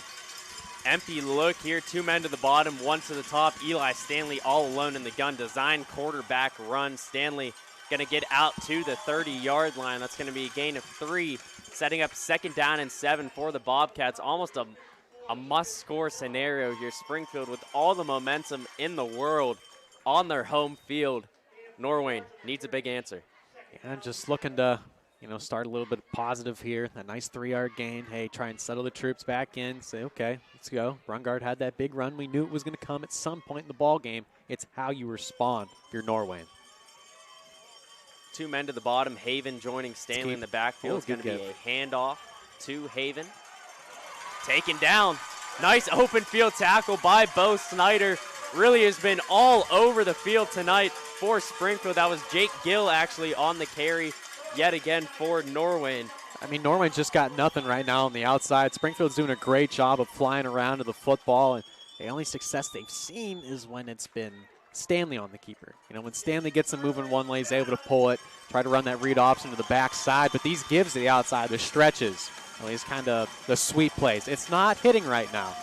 3rd down and 8 from their own 30. Stanley shot over the top. Dropping back, looking across the middle, has his man, gets drilled by Brungard, but Gill has enough for the 1st down. That was a gain of 10 for Norwayne. That's a great pitch, great catch, and Brungard delivering a great shot just a little bit late there and able to break up the pass, but something we might have to look for later on in this drive. Once again, guy who's already made a couple of good catches in Brady Lendon. He's lined up at the bottom of your screen, and that outside corner is kind of lined up. He's about 5-6 yards off, but he's 2.5 steps towards the inside. If you're able to kind of fake to the end and just go straight out, that's a deep shot you could take. Stanley rolling out, has his man, Jay Hansey. Gets out to the 44-yard line. That's going to set up 2nd down and 6 for Norwayne. Clock running, 3:53 remaining here in the 2nd quarter. Springfield has scored 19 unanswered after Norwayne drove down the field on their opening possession and put 6 points up on the board. And we saw Springfield down 2 scores last year. Norwayne now down 2 scores. Stanley. There it is. Fakes going deep for Lendon. Incomplete. Pass broken up by Joey Sandine. Yeah, that's one you got to have if you're Lendon. That's right in and out of your hands. You've got to be able to haul that football in. But there it was, Remo. Went right back to it. That guy was lined up a little bit towards the inside of him. He's able to put a fake move on him and just, boom, go. A little bit of separation. It was a great ball there by Stanley, but that's one Lendon has to haul in. 3rd down and 5 now for the Bobcats. On multiple 3rd down scenarios that we've seen so far for Norwayne, they found the open man across the middle. Springfield definitely going to have to key in on that. It's going to be a handoff here. Springfield not fooled at all. Big hit by the Tigers. Wow. Huge stand. You're thinking if you're running the ball on 3rd down and 5 there with as much success as you had throwing the ball, you're probably looking to go for it on 4th, but now 11 yards to go, ball on your own 39-yard line, fully expecting a punt here, and if not, credit to Coach Indorf. He's putting it all out on the line. Morlock joining Stanley in the backfield. Timeout. Looks like Coach Indorf will call a timeout. We'll take a quick timeout of our own. 4th down and 11 for Norwayne when we come back here on YSN Live. Well, I got in the car business because of the downturn in the housing industry. And to help someone who is like down and they think they can't do it, and to get them a vehicle and to see the happiness in their face, it's really rewarding to me. I'm not here to sell them. I'm not here to talk them into buying a car. I'm basically here to help them buy a car and to make sure that they're comfortable with their purchase. Hi, I'm Dan Naples, and I'm ready to go the extra mile for you.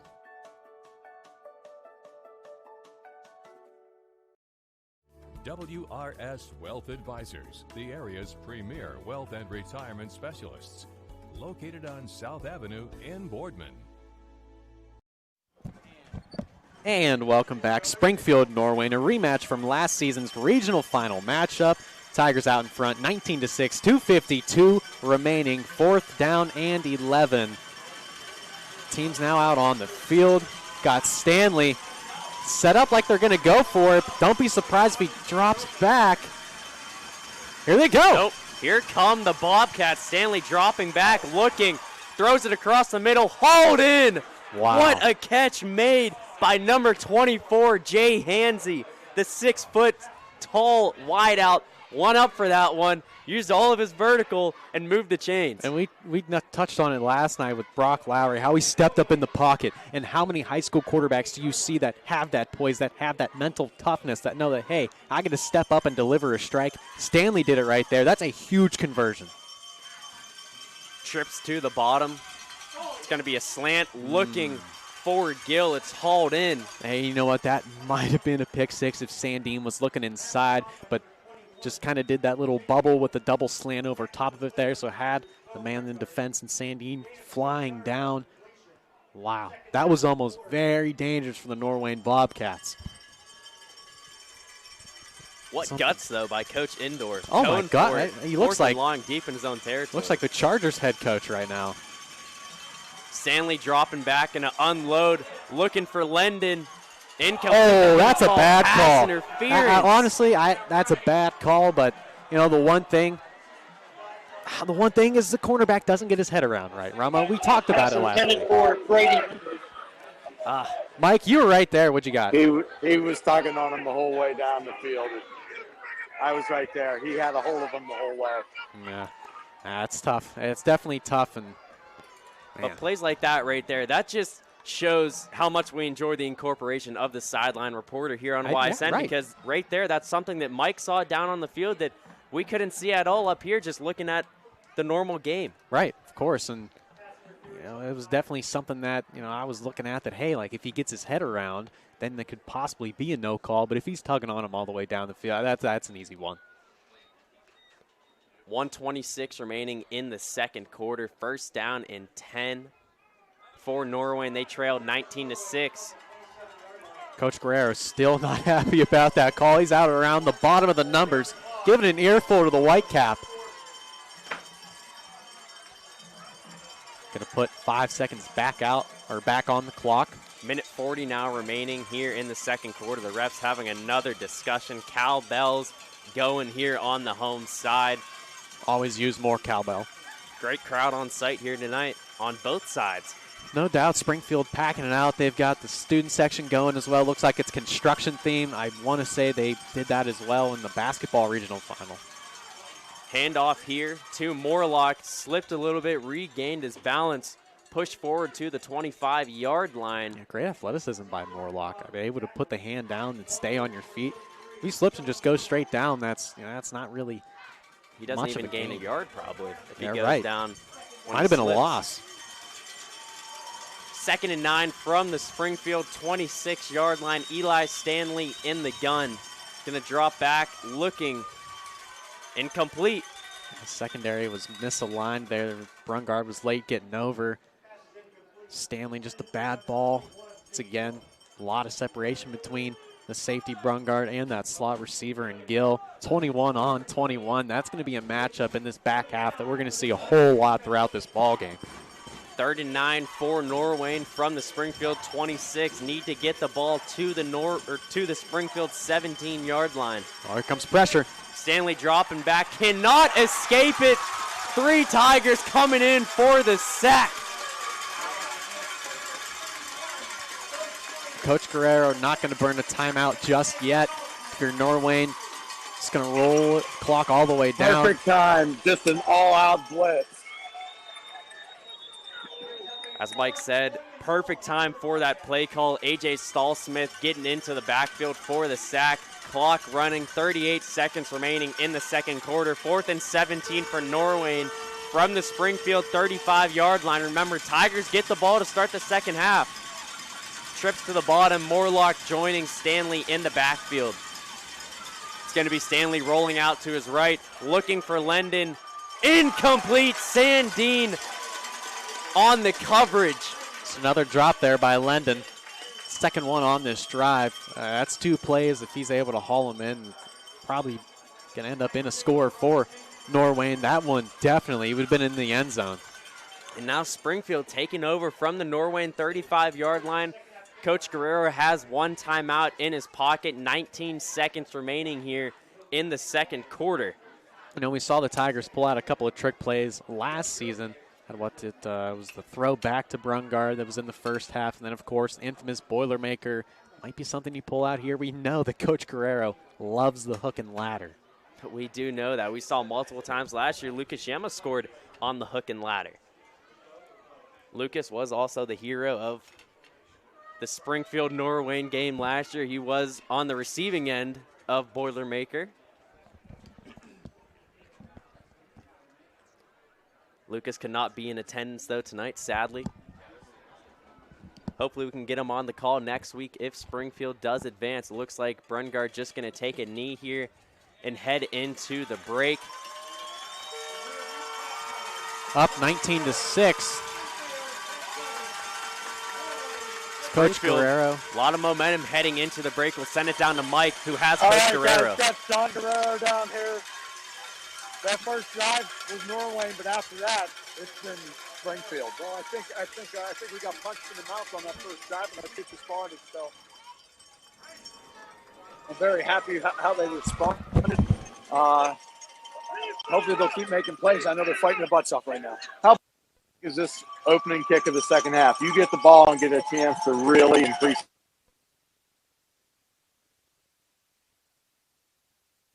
that lead. Well, when you make sure we just continue to talk to kids before. We just got to make about the little things right now. All right, thanks, John. Appreciate it. There you have it. Spin Springfield. Coach said, but you look at the way things went.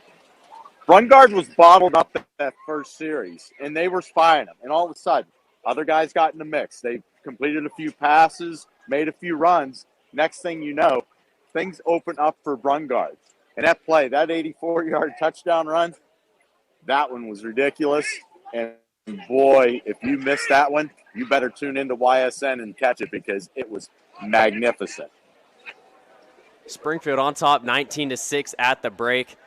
Me, Jamie, and Mike, the trio, we were here last year, as we had mentioned earlier, for that amazing regional final match between these two teams where Springfield had one of the most incredible plays that you will ever see. And then tonight, Bo Brungard with another one of those incredible plays on an 84-yard touchdown run. Broke about 6 or 7 tackles.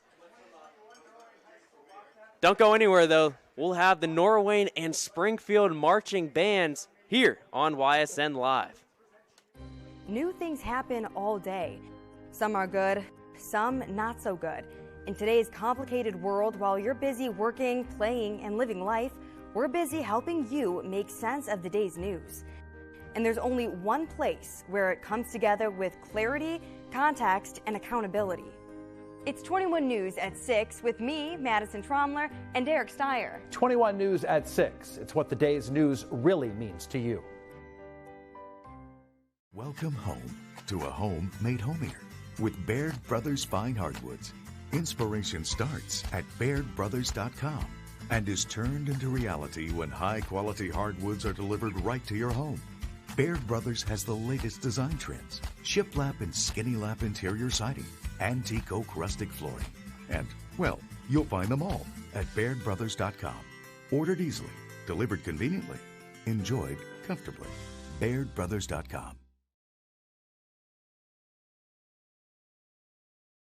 Well, I got into the car business because of the downturn in the housing industry. And to help someone who is like down and they think they can't do it, and to get them a vehicle and to see the happiness in their face, it's really rewarding to me. I'm not here to sell them. I'm not here to talk them into buying a car. I'm basically here to help them buy a car and to make sure that they're comfortable with their purchase. Hi, I'm Dan Naples, and I'm ready to go the extra mile for you.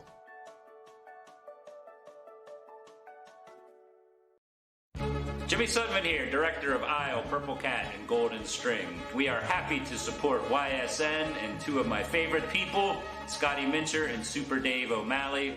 We are an agency that provides services for adults with disabilities. We infuse humor, passion, and joy into their lives. If you know of any folks with disabilities that need our assistance, please contact us.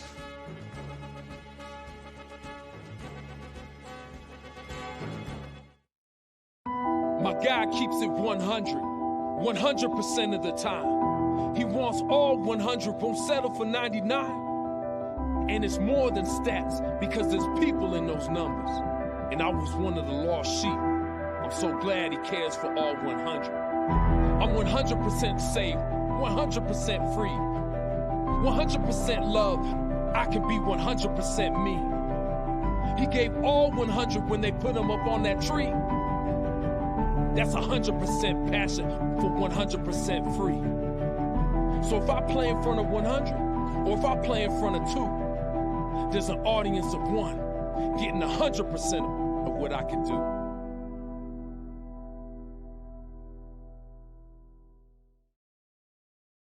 Hi everyone, this is DJ Yoakley with Your Sports Network. We appreciate your support of YSN and welcome you to the YSN family. Our broadcast streams are brought to you live at no cost to you by sponsors that are local to this community. Without the vision and generosity of our sponsors and partners, we would not be able to bring this game to you today. So please support the great businesses and leaders that are making this game possible. And if you're a business in need of great advertising and sponsorship opportunities, feel free to head over to our site for more information on the right fit for you. We are local, we are loyal, and we are live. We are YSN.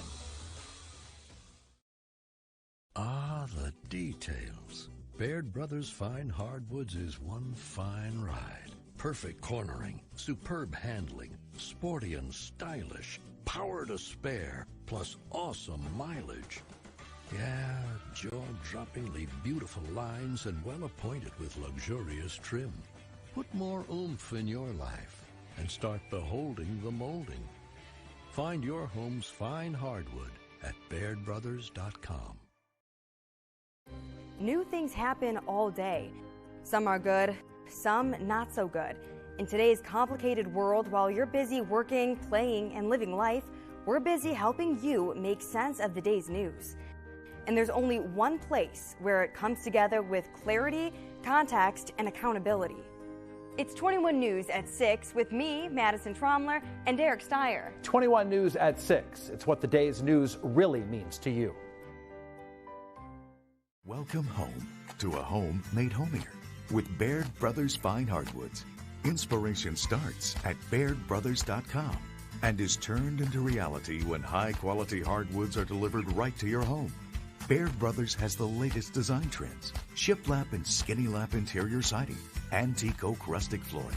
And, well, you'll find them all at BairdBrothers.com.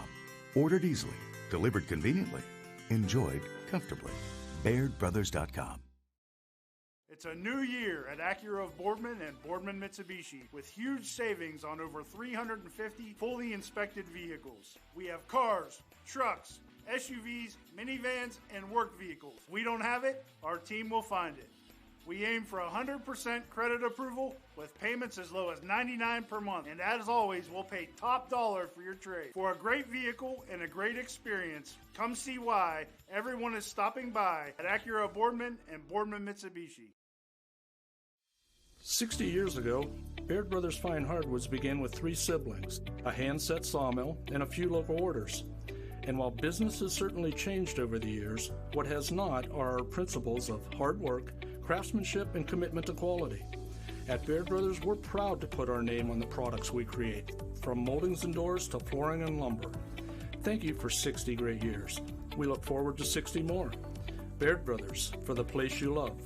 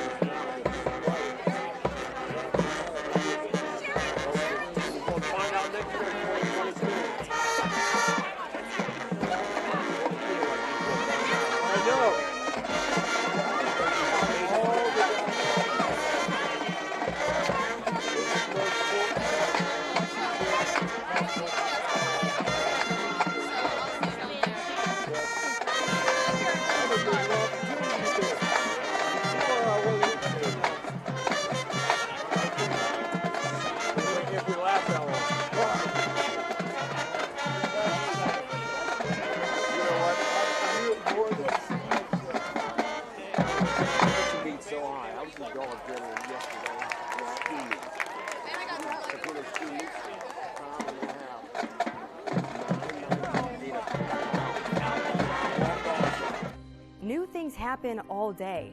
Some are good, some not so good. In today's complicated world, while you're busy working, playing, and living life, we're busy helping you make sense of the day's news. And there's only one place where it comes together with clarity, context, and accountability. It's 21 News at 6 with me, Madison Tromler, and Derek Steyer. 21 News at 6. It's what the day's news really means to you. Welcome home to a home made homier with Baird Brothers Fine Hardwoods. Inspiration starts at BairdBrothers.com and is turned into reality when high-quality hardwoods are delivered right to your home. Baird Brothers has the latest design trends, shiplap and skinny lap interior siding, antique oak rustic flooring. And, well, you'll find them all at BairdBrothers.com. Ordered easily, delivered conveniently, enjoyed comfortably. BairdBrothers.com. Coca's Pizza, proud to announce our pizza buffet's back every Wednesday at our Boardman and Canfield locations. Adults only $7.99 and kids only $4.99, and $2 beers starting at 8 o'clock. That's Coca's Pizza. We serve it hot.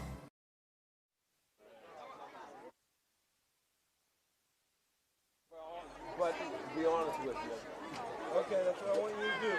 The team they play today, the Boston, they have lost a lot of games. A lot of games they lost like by a field goal. Oh, they're a good team. They're a good quality team. Oklahoma by 7. Right. Michigan State. Right. So, you know, they were no slouch. The record didn't show up. You gotta give them credit. Oh, you do. You know, I do. We're all a Braves winner now, 16-14. I would have thought the Braves would have walked all over Pittsburgh.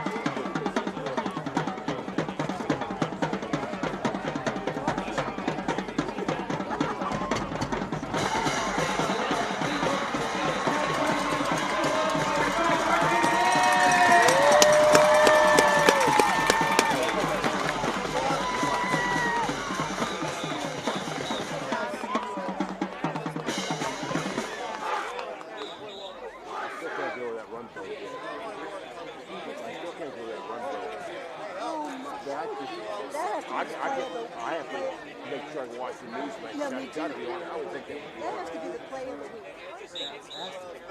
I thought he was sacked way back there. That's the game 10 yards. You did it. No, you're going to get snowed. Then I thought he got. Then I thought you were going to get right here. And that's a touchdown.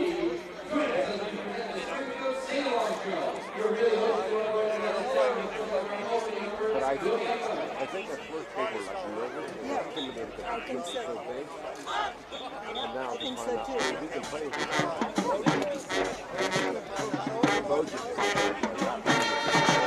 more he goes, the more they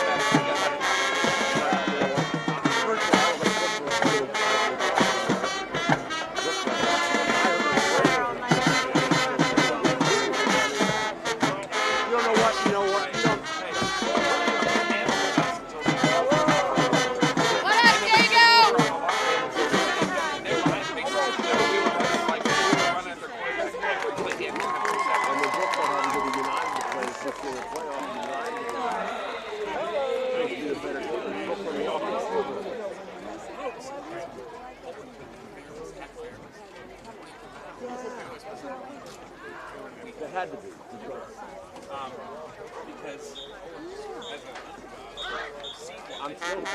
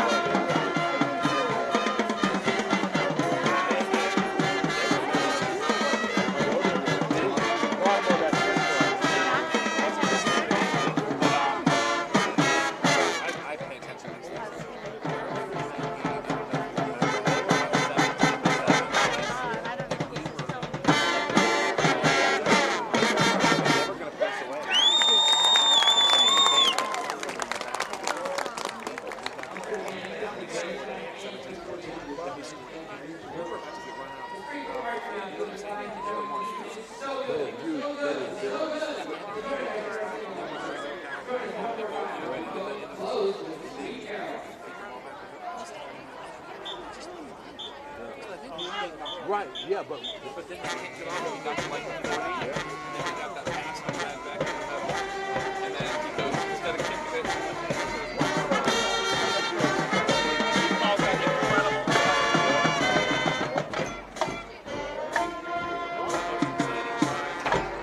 I still can't do it. I gotta wait for watch the home club and lose tonight.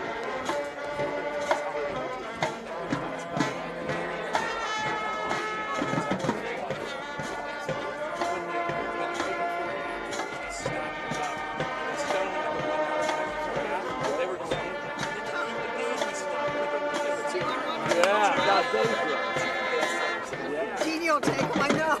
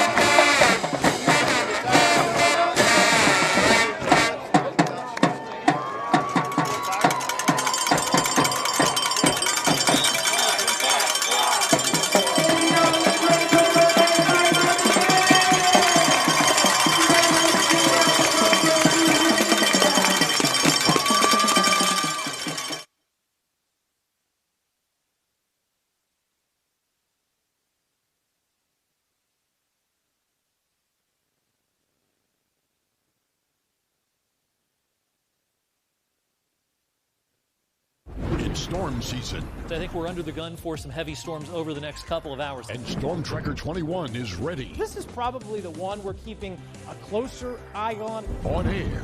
And locally, we're going to have a lot of eyes on our area. Online. All right, let's talk high-risk futurecast and the timing of this weather. On social media and on our app. Notice we'll have scattered showers on Thursday. Stay ready with Storm Tracker 21. The severe weather threat now through around sunset this evening. Coca's Pizza, always supporting our community and our local athletes. Stop in on game day or score big and have it delivered right to your door. Check out our daily specials at cocaspizza.com. That's Coca's Pizza, we serve it hot.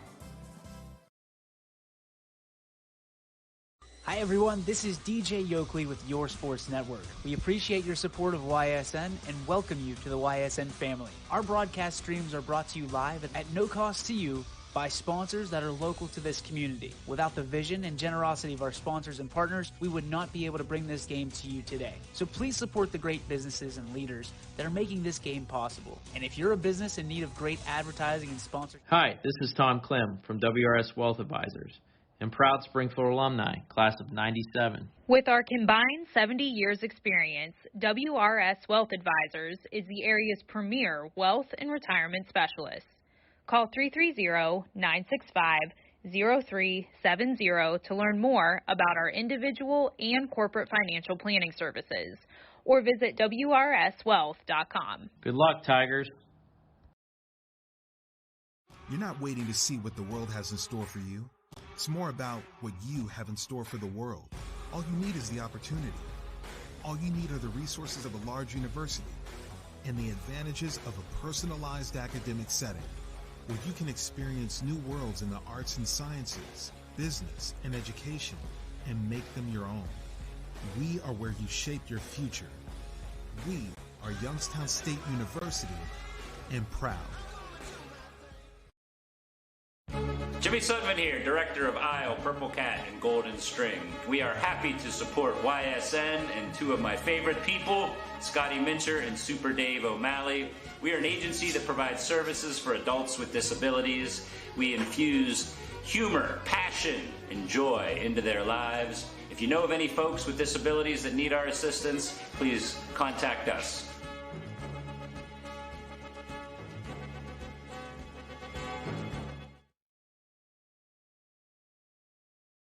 You're looking to your future, preparing for your goals, and they're closer than you think. Because here, success is part of the plan. It's a place where academic and social opportunities are meant to prepare you for life, not just the next 4 years. You'll be equipped to face new challenges and turn hard work into a career. You're ready for your success to take root. And here's where it starts. We are Youngstown State University, and proud. The following is a presentation of YSN, Your Sports Network.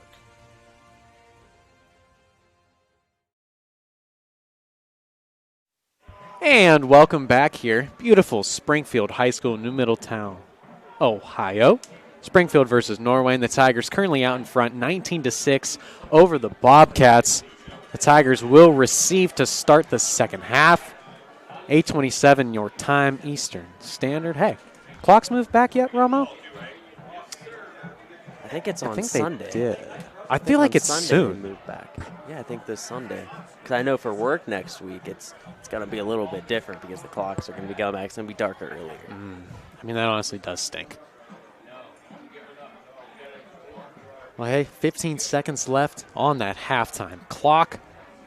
Let me turn down the mics here a little bit. Apologize if that was a little loud for you folks. Should be good now. Tried to adjust it back from the band. Of course, beautiful performances by both the Norwayne band and the Springfield Tigers band. As always, it's always been a treat. But hey, what a treat we've had in store tonight so far, Romo. Norwayne, they came out just guns blazing, went right down the field, put points on the board. And the Tigers, they struggled out of the gates, but they have swiftly swung back with their own 1-2-3 punch combination for 3 unanswered scores. Yeah, Norwayne scored on their opening drive of the game to take a 6-0 lead. Ever since then, Springfield has scored 19 unanswered, and the Tigers will get the ball to start the second half. It'll be Sheely and Brungard deep to return for the Tigers. Got to be fierce out here. Both teams got to be fierce.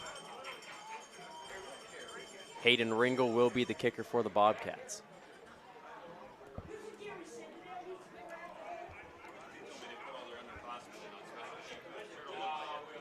Anthony Romo, Jamie Thompson on the call tonight. We have Mike Ackelson joining us on the sidelines. And speaking of Mike, we're going to add him back to the stream here real quick. Hopefully we'll be able to kick it down to him. Mike, do you have us down there? I do have you guys. I'm back up and running. We're just charging the back. Onside kick from Norwayne to start the half. Bobcats came up with it, Romo. Side kick. How about that? Norwayne last year, if you do remember, they did convert on an onside kick late in the game against Springfield. Coach Indorf calling one right outside of the half, and the Bobcats recovered. And you know what? He's been putting it out there on the line so far. He went for it on 4th down and 11 already in his own territory. Now coming out with that onside kick to open the half. We talked about how important it could be for Springfield to get the ball out of half and score. The Bobcats taking it away. Handoff here to Jake Gill on the first play from the Bobcats here in the second half. Gill takes that outside down to the 45-yard line. That's going to be a gain of 4, setting up 2nd down and 6 for the Bobcats. And the difference on that outside stretch play than what we saw in the first half is the Bobcats moving bodies right there. They were able to shift the line of scrimmage about 3 yards in their favor. Compared to when they were running those little sweeps outside, they're just taking those outside zone reads. They're just looking to extend and give a little hole there, but they're moving bodies, moving the line of scrimmage.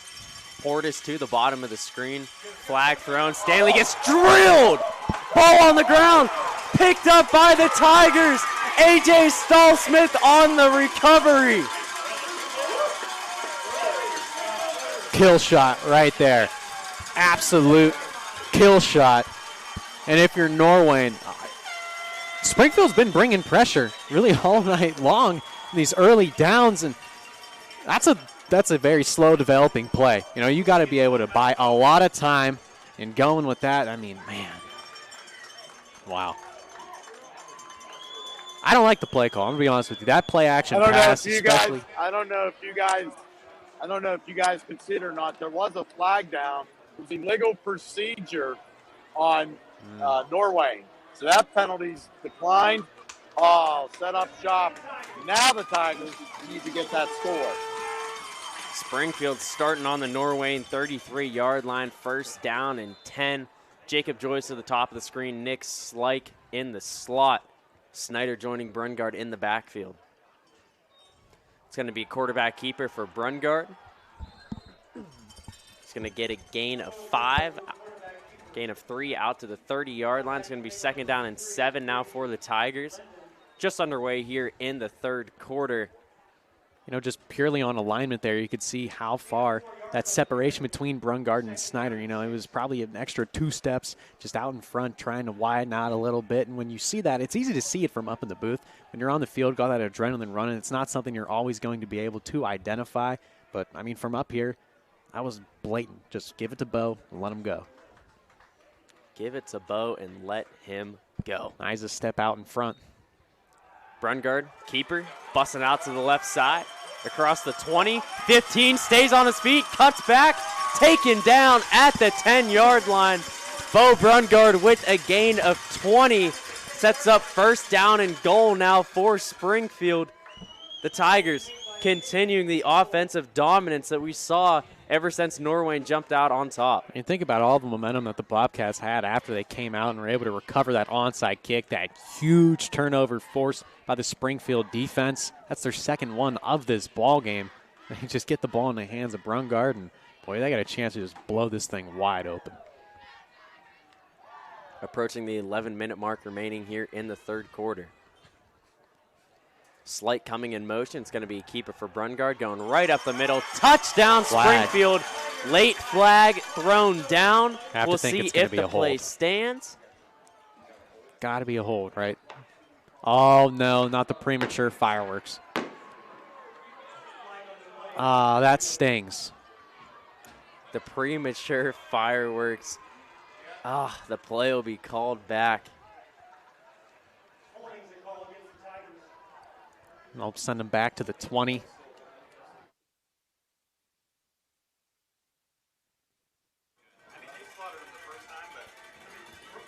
It's going to be 1st and goal now for Springfield from the 20. But, I mean, we've seen the Tigers get big chunk plays, so with Bo Brungard as your quarterback, anything's possible. Anything is possible, like KG. Brungard in the gun. Man coming in motion. It's going to be a handoff to Slike. He's going to get a gain of 1. Taken down there by Dylan Morlock. Taken down by Morlock. It was good pursuit. Again, you could see Snyder was just a little too wide out there. About the grind cross in motion. Trying to get one of your good athletes with the ball in his hands, but hey, great job scraping over the top there and getting downhill.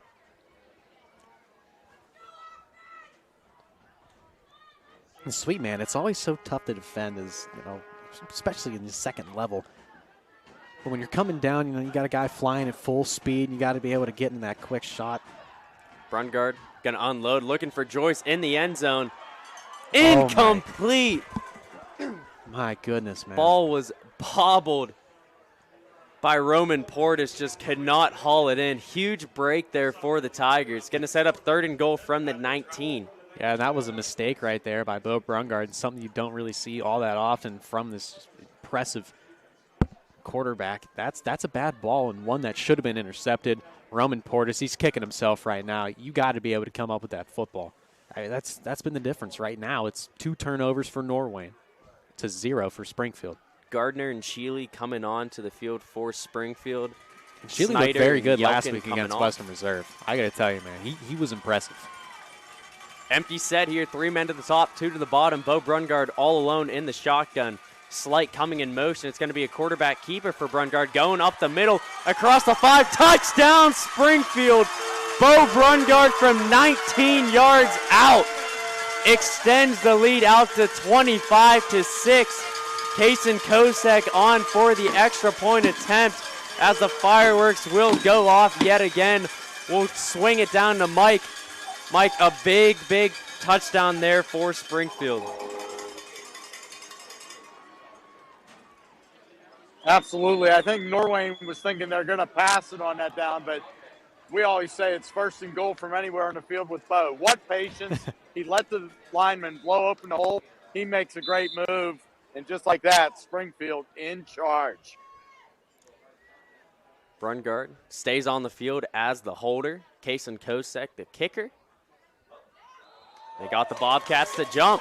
Coach Guerrero bringing the offense back out onto the field.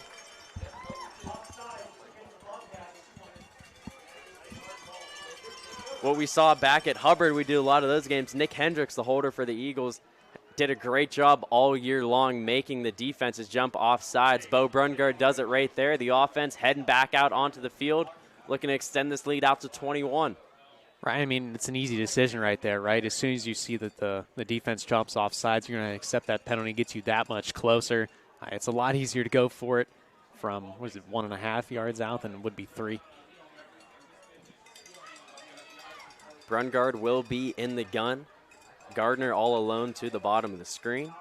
Snyder joining Brungard in the backfield. It's going to be Gardner coming in motion. Yep. Quarterback keeper for Brungard. He gets into the end zone for the 2-point conversion. Springfield now on top by a score of 27-6 here with 10 minutes and 1 second remaining.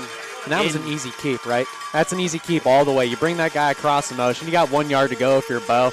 I mean, everybody and their mother, their father, their grandma, their grandpa, uncle, aunt, I don't care who you are. If you're in the stands right now, you're watching at home, you should have seen that play coming.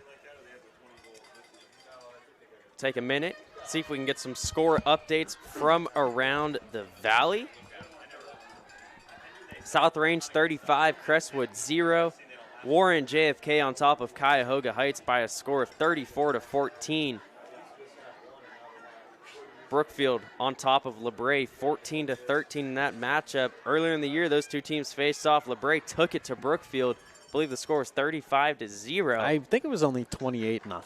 or something like that. So it's only one score less, but it still was domination from LeBray. But what I did hear is that, hey, that score was not indicative of that ball game. It was a lot closer than what the final would have led you to believe. And I tell you what, Brookfield's effort tonight, I think that kind of shows that. The Warriors definitely came into that ball game with a good game plan. Kason Kosek coming out for the kickoff. Tegan Ingold and Jake Gill will be deep to return for the Bobcats.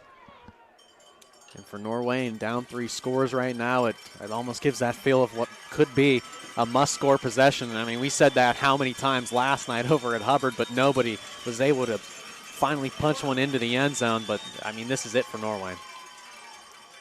Ball will be fielded by Ingold. He gets out across the 25, taken down at the 26-yard line. Must-score possession here for Eli Stanley and company. The Bobcats going to have to get some more of that magic that they had in their first drive here tonight. I mean, even that last one, that first play was a nice carry. Just turned and gave it to Morlock. It was a positive play on first down. But that play action, man, it came back to bite them. They used it well in the early part of this ball game, but hey, Springfield finally got home. And what did we talk? We talked about it last year, man. The secondary struggles, but they're able to make up for that with the pressure from the defensive front. Stanley going to drop back. Pass deflected and incomplete. The ball was intended for number 2, Derek Berger. Great job by Yelkin. I mean, he came screaming off the edge, got the hands up there, and if he doesn't, would have been a little bit of room in those wide receiver tunnel screens. It's something we saw Norwayne utilize a lot in week 1 against Hubbard. It took him a long time to go to it here, and I tell you what, I could see why. Great play by Yelkin. Trips to the bottom of the screen. Stanley going to drop back, throws out another swing pass. This one was intended for Tegan Ingold. That one falls incomplete. Quick 3rd down and 10 here for Norwayne. They got to convert here. Yeah, might be a little rattled right now, Stanley, after taking that big shot. Of course, that first one just batted down at the line of scrimmage by Yelkin, but that second throw, not a great one, progressing a little quickly through his reads. You can kind of see it there, Romo. He went a little bit quicker to go ahead and get to that dump off than what he did just the possession prior to when he got level. Trips to the bottom, one man all alone to the top. Eli Stanley joined by Morlock in the gun. I like going to that solo side. Stanley dropping back, looking for Ingold. Incomplete. Bo Brungard was coming straight down, ready to make the tackle right as Ingold caught the ball. Went through his hands. Now 4th down and 10 for Norwayne. Stanley going to drop back to punt here. Got to watch out for the fake, though. I mean, Norwayne, they're down 21 points right now, deep in their own territory. Nick Slike will be the deep man to return the punt for Springfield. Right, but, I mean, this is an obvious punt for me. Of course, you've got to look out for the fake, but that's extremely risky. At this point, you just got to hope that your defense is going to show up like they did on that first possession. Sky-high punt. Takes a nice Norwayne bounce.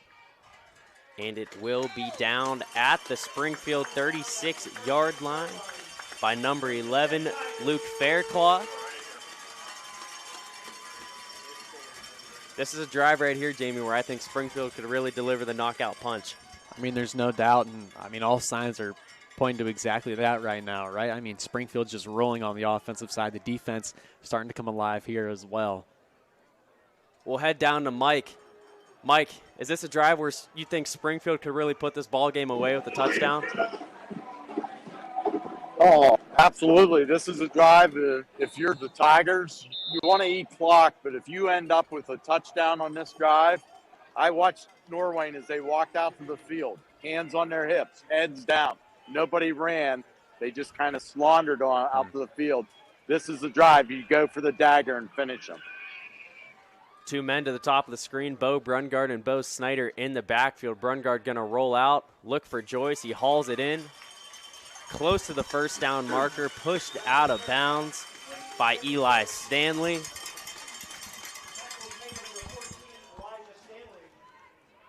Easy pickup there on 1st down, able to move the 1st down.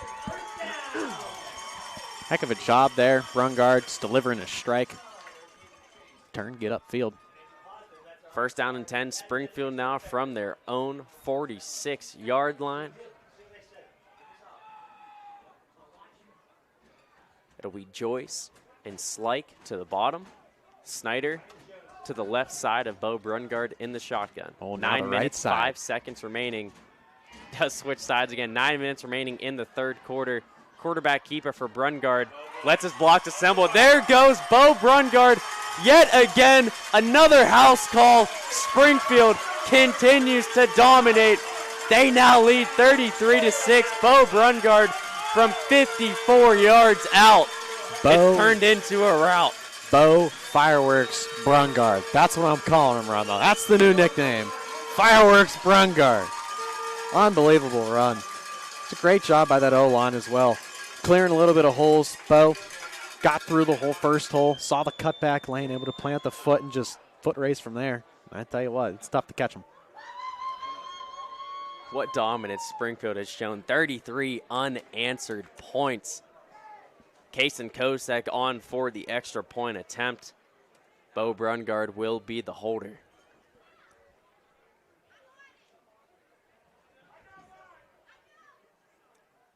Snap is high.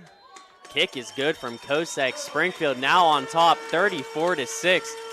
Mike, Bo Brungard does it again for the Tigers.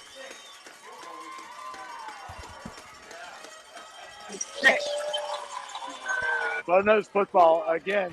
All he needed was a little crease. His lineman made a great block, and then he does the rest. And basically, if you see the tail end of that run, he just walks into the end zone.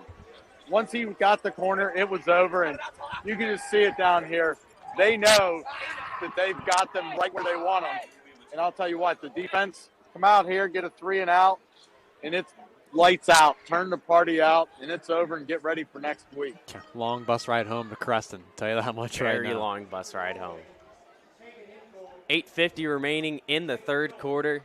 Anthony Romo joined by Jamie Thompson and Mike Ackelson down on the sidelines. Norwayne came out tonight. Their first possession put 6 points up on the board.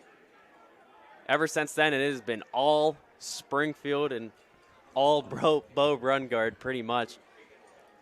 If I'd have to guess, I'd have to say Brungard's over 200 yards on the ground tonight. Oh, I mean, there's no doubt about it. He already has a carry, 84, and then another one at 54 to go with it. I mean, that's got to be a lock. Norwayne getting PTSD of the TC Caffey game week 1. Yikes. This one will be fielded by Ingold. Takes it out across the 30. I'll tell you what, though, Taken Ingold has had some very good returns tonight for the Bobcats. Sets up his offense with very manageable field position. They just haven't been able to convert. This Springfield defense has been flying around the field all night long. Right, and those 2 turnovers have truly been inopportune. It's, 3 now at this point? Is that their 3rd turnover on that forced fumble to start this half? I want to say it is their 3rd, and go back to last night once again. I hate to bring it up, but I mean, Hubbard turned the ball over multiple times. They stayed in the game because their defense was able to show up. Norwayne has no answer for Bo Brungard. First play of the drive going to be a handoff to Gill. He's going to get that one out to the 38-yard line. Going to be a gain of 4, setting up 2nd down and 6 for the Bobcats. 8 minutes, 30 seconds remaining here in the third quarter. Jamie, we're getting near running clock territory. Yeah, I know, and it's honestly very surprising. Norwayne, they came out. That first drive was just so impressive, and that's what I expected to see from them all game because their offense has looked very good throughout parts of this season. But Springfield, man, they've just got that answer for them. They've forced those few turnovers, and Bobcats keep shooting themselves in the foot. Now a handoff to Dylan Morlock. Gets across the 40. It's going to set up 3rd down and 2 now for the Bobcats from their own 42-yard line. I mean, you think about it, this could be a very different ball game. It was 3rd and goal from the 19-yard line. Norwayne gives up a touchdown. Had the ball in Springfield territory after a huge 3rd down conversion. They turned the ball right over. Just so many miscues for him. Trips to the bottom of the screen. Morlock joining Stanley in the backfield. Bad snap. Stanley's going to have to fall on it. On cue, right? Yeah. Just another miscue. The miscues continue for this Norwayne offense. Sending the punt unit out once again. I mean, it's tough to do, but I mean, the last thing you want to do at this point is give Bo Brungard the ball in short field position. Stanley deep to punt. Nick Slike. The Tiger man to return. Nice punt by Stanley. And Slike will field it, and he slips. Well, worse things could have happened. If Slike lets that ball go, I mean, I think it rolls for another 5, possibly 10 yards. Right. 6:53 now remaining in the third quarter. Springfield on top, 34-6. First team offense still out onto the field. The Tigers, with a touchdown here, they would put the running clock into effect. We've seen so many amazing performances by Bo Brungard just in the last 2 playoff runs that we've covered Springfield for, and this performance is definitely up towards the top of the list, Jamie. Yeah, I mean, there's no doubt, especially because it's coming against a quality program in Norwayne. You know, when you rush for 300 against, some of the conference opponents, it's like, okay. But when you do it in the playoffs, round 2, against this team, the 6th seed, who's shown out against some good ball clubs, I mean. Toss play here to Bo Snyder. He's going to get out across the 20-yard line, lowers his shoulder, going right into contact. Once again, it's the end man on the line of scrimmage there for Norwayne. He just hasn't done too much favors. We called out was what they rolled down one of the safeties earlier in the ball game, was able to shed a block, but right there is that defensive end. Trying to find the name. It's 53. I don't have the roster on me right now, but that's Tyler Martin. He's smushing down inside, you know what I mean? He's giving that outside lane, so that quick pitch, that keeper for Bo Brungard, it's easy because he's got the speed, both of them, Bo and Bo. Empty set here. Brungard all alone the gun. Trips to the top of the screen. Watch out for a QB draw here from the Tigers, and that's what it will be. Brungard taking himself, gets across the 30, then taken down at the 34-yard line by Brady Lendon. That's enough for a Springfield first down. The chains will move. 6:38 remaining now in the third quarter of play. Regional final rematch from last season. This game was living up to the hype early. It was a back-and-forth defensive battle, but Bo Brungard finally found a groove, and Springfield hasn't looked back since. And we knew this, right? We knew Bo was going to find his groove at some point. There's really not been that many defenses that have been able to. Obviously, no one shut him down, but even slow him down. Norwayne definitely not doing that tonight. Speed option is going to be a pitch to Sandine. First down and more. Joey Sandine down the sideline. 20, taken down at the 15-yard line. Flag thrown down. That's going to be a hold. You're going to bring him back. Yeah, that's a tough one. Huge carry, but yep.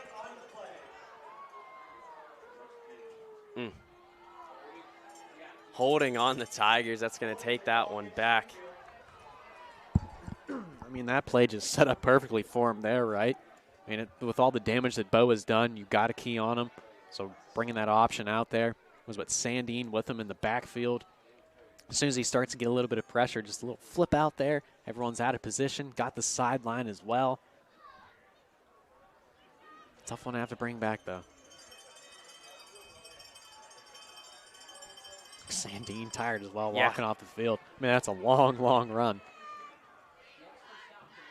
So ball will now be placed at the 36-yard line for Springfield. Yeah, man, I keep thinking about it up here. Bo just makes it look so effortless. Like, quite really honestly, does. There's times where I've seen defenses in it. Honestly, looks like Bo is facing against like a midget football team, like the 12-year-old, 11-year-old teams. Handoff here to Snyder, has some space. Gets across the 50, taken down at the Norwayne 48-yard line. Gain of 16 on the run by Snyder. Springfield has really done a lot of their damage on the ground tonight, other than that touchdown pass from Brungard to Jake Joyce. Might just keep plugging away, and why not? No answer for it, Romo. Clock continuing to roll. 5 minutes, 10 seconds remaining in the third quarter. Empty set, trips to the top of the screen. Brungard all alone in the backfield. It's again going to turn and look at the sideline. Something they definitely love to do. Why not? Got great minds up here in the box.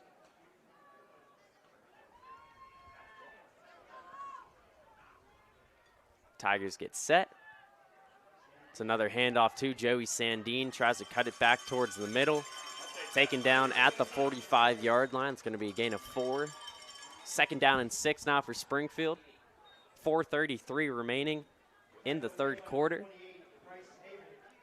See if I can do some digging and possibly find a score update for Columbia versus Black River. Of course, the winner will take on the winner of the game on our hands here tonight. First initial effort, I got nothing, Romo. But hey, there's nothing a little Twitter search can't do. Last time I got a score update, Columbia 8, Black River 0. Well, actually 15-8 Columbia in the third quarter. Second and 6 here for Springfield. Brungard in the gun. Gardner coming in motion. It's going to be a handoff to Sandine right up the middle. Gets close to that first down. Taken down by Aiden Hackworth.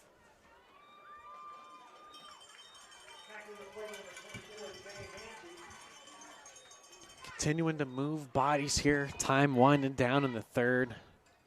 And we kind of said that last drive it was going to be the nail in the coffin. So you're just adding insult to injury right now. Putting up a running clock in a postseason game. This be back-to-back weeks for Springfield. That's a tough thing to do. It's a very tough thing to do, man. Even when you are just, you know, you come in, you might be a little outmatched in Norwayne. They are right now. A lot of times, these teams, they still find a way to make it close, and the Bobcats just not doing it right now. Third down and 3. Brungard in the gun. Gardner coming in motion. It's going to be a quarterback keeper for Brungard. Gets across the 35, trying to stiff arm a man. Jake Gill will take him down.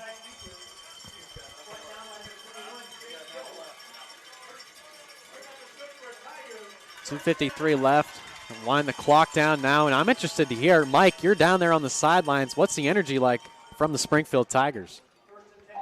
First and 10 Tigers. There's a lot of energy on the Springfield sideline. They know how important this drive is. Do they need the points? Not really, but they want the points because now it gives you the running clock if they score. Thanks, Mike. First and 10 for the Tigers. From the Norwayne 32-yard line, Brungard now under center. Stack eye look. Gardner to the bottom, Joyce to the top. Man, already just running the play clock all the way down. It's going to be a handoff. Was that up to Vinny Woods? You know, Woods playing fullback there, just turn and give to him. The old fullback dive. It's a play you don't see too much now. No, it's really not. That's some old school football right there. We were talking about it last night with the wing tee, but hey, does it get more old school than the old fullback dive? I don't think so. I don't think so either. I mean, beyond me. I couldn't tell you the last time I'd seen a fullback dive until right now. How about that? Yeah. Minute 38 and rolling down here in the third quarter. Second and 8 Springfield from the Norwayne 30-yard line. Tigers on top by a score of 34-6. Second round action of the Division VI playoffs here in the state of Ohio. Turn and give here to Bo Snyder. Still on his feet. Stays on his feet. There goes Bo Snyder from 30 yards out. And the Tigers continue to pour it on. Here in the third quarter, running clock will now be in effect after the kick. Run it and keep it running, man. Wow. What a great run by Snyder, just refusing to go down. That's all it is, man. You keep those legs churning, throwing bobcats off of them. Wow. You know what? We talked about Norwayne and how they must have wanted this one coming into this matchup. How about Springfield? You know what?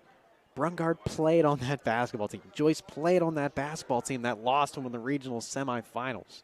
They wanted this one. High snap. Nice job by Sean Guerrero getting it back down, putting the laces out, and letting Kosek put that one through the uprights. With 1:12 remaining in the third quarter, Springfield on top of Norwayne by a score of 41-6. We'll be right back. You're watching second round action here on YSN Live. Now is the time to think about your future, where you want to go, what you want to be. Your future can start now at Kent State Salem or Kent State East Liverpool. We have programs that will open doors and provide opportunities for you to pursue your passion. We are affordable, we are close. You call it hometown, we call it Kent State University. Learn more at www.kent.edu/Columbiana.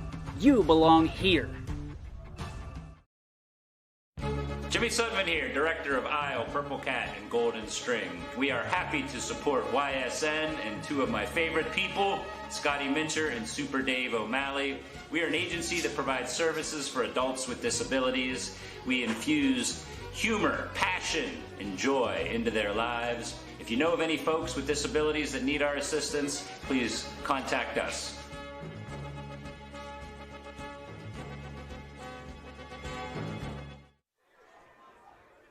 Welcome back. 1:12 remaining in the third quarter. Springfield on top 41-6 now after a 30-yard touchdown run by Bo Snyder. Just kept the legs churning and found his way into the end zone. Kason Kosak going to kick this one deep. Be fielded by Tegan Ingold, who's actually going to let that one bounce out of bounds. Took a nice Norwayne bounce. Running clock now in effect, under 1 minute remaining in the third quarter. Bobcats going to get one snap off before we reach the end of the quarter. I'll tell you what, though, Jamie, Norwayne student section still here tonight. Not checking for the early exits. You know what, Romo? We were there for that basketball game, and that was a battle between two student sections. I mean, that got personal. It got personal real quick. It did. I mean, Norwayne, at the end of the game, once they had it all wrapped up, they hit the start the buses chant, and the Springfield kids replied with, "Let's play football." Let's play football. You know what? Why say anything else? And Norwayne accepted the challenge. Just said, "Okay, all right, we'll see you in the postseason." Poor mistake by the Crescent Norwayne Bobcat student section, though. I mean, they must have not known that Bo was coming back. They had to have thought he was a senior. Yeah. I mean, they had to. That will take us to the end of the third quarter. Springfield with a huge lead, 1 quarter away from advancing to the regional semifinals for the third year in a row. We'll take a quick break. High school football, YSN Live. Quality, customer service, and integrity. Those are the 4 words that have driven our success since 1957 at Joe Dickey Electric. Joe Dickey Electric is one Mahoning Valley landmark business that stays current with the requirements of our customers. Family owned and managed, we are an electrical contractor and energy solutions provider. Every member of our team adds to his or her skill set through ongoing training. Residential, commercial, industrial, automotive, and more. We keep ahead of the needs of our customers with a fleet of more than 50 vehicles and 24/7 emergency service, so you're never left in the dark. Coca's Pizza, always supporting our community and our local athletes. Stop in on game day or score big and have it delivered right to your door. Check out our daily specials at cocaspizza.com. That's Coca's Pizza, we serve it hot. WRS Wealth Advisors, the area's premier wealth and retirement specialist. Welcome back. Fourth quarter action here on YSN Live. And just like that, Tegan Ingold a little bit too early. Jumping on the false start. Springfield on top 41-6. Mike, Springfield has this one locked up. What do you think Coach Guerrero's trying to key on for his kids here in this fourth quarter?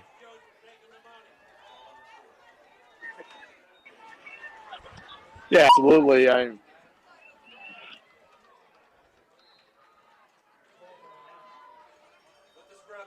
Yeah, absolutely. Now's the time to get some guys in. System will wind down. We'll hear from Coach, and I think we'll grab Bo afterwards and talk to him too.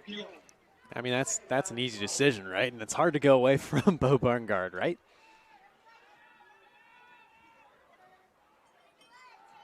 Stanley drops back, finds Jake Gill, trying to cut it up the sideline, has a lot of space. That was a pretty easy decision. I think that was a 3-0 vote by all of us.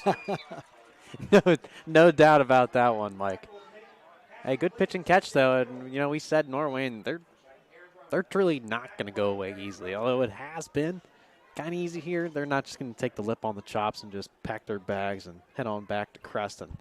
They're going to put up a fight, you know. When you get into this running clock territory, the one goal on your mind, if you're Norwayne, it's get rid of it, man. Get rid of it. Give these seniors every second possible. LeBray now on top of Brookfield, 30-14 out in that ball game. Hey, there come the Vikings. Crash course between Springfield and LeBray, we think? That's what I'm thinking. I tell you what, though. The winner of that Columbia and Black River game. Get ready. No doubt. I think that'll be a good matchup, Rama. I truly do. I mean, looking through with Columbia, got some impressive wins, but, you know, it kind of all comes down to that Keystone. They lost the Keystone by 10. And Keystone really got floored by LeBray. But I think, regardless, it should be Springfield and LeBray for the regional title. Quarterback keeper for Stanley rolling out to the left side, gets the first down. 9 minutes, 30 seconds remaining here in the fourth quarter. Looking ahead for Norwayne, though, as we mentioned earlier, they have a lot of guys coming back next year. You have Eli Stanley, Dylan Morlock, Bryce Haven, Brady Lendon, Roman Portis, Caleb Earhart, a lot of names that we mentioned so many times tonight that are going to be coming back for action next year for the Bobcats. I mean, Norwayne, they lost a lot from last season, so honestly, making the playoffs and being a 6th seed, getting that home game is a success in itself, and they had a successful year. Obviously, it's going to come to an end, barring any miracles. Hand off here to Gill.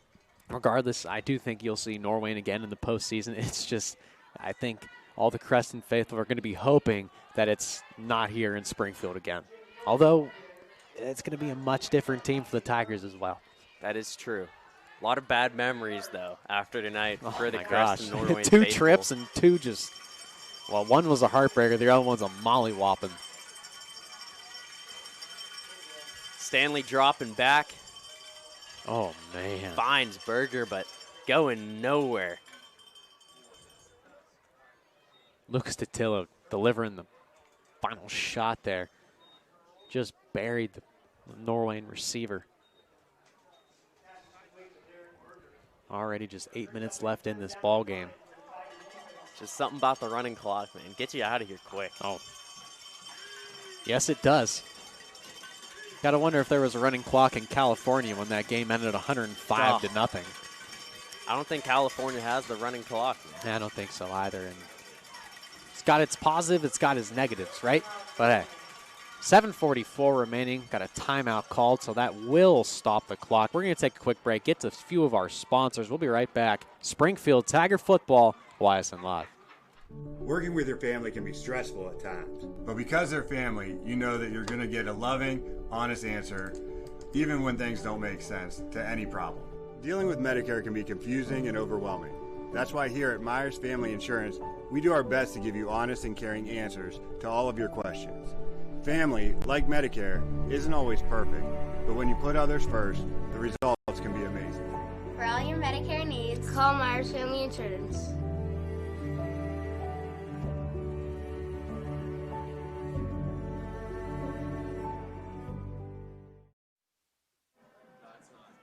.7:44 remaining in the fourth quarter. Springfield on top of Norwayne by a score of 41-6.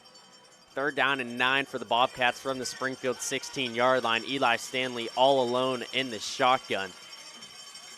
He's going to drop back, looking for Berger. Finds him short of the first down marker, though. Going to set up 4th down now. Norwayne just looking to get anything on the board here. Want to leave tonight on a good note. Of course. You know, and it's always interesting being that final loss of the season. I've kind of had it both ways, being a tight game in which you lose, a blowout in which you lose. And honestly, the blowout does feel a little bit better on the ride home because for these seniors, that whole kind of last half of the third quarter, even in this fourth, you're just like, okay, and you start to kind of process a little bit. Compared to last year with Boilermaker, it hits you in a flash. 4th and 6 from the 14-yard line. Stanley rolling out to his right, evading pressure, Yelkin chasing in, throws up, and it is incomplete. The Bobcats going to turn it over on downs back to Springfield.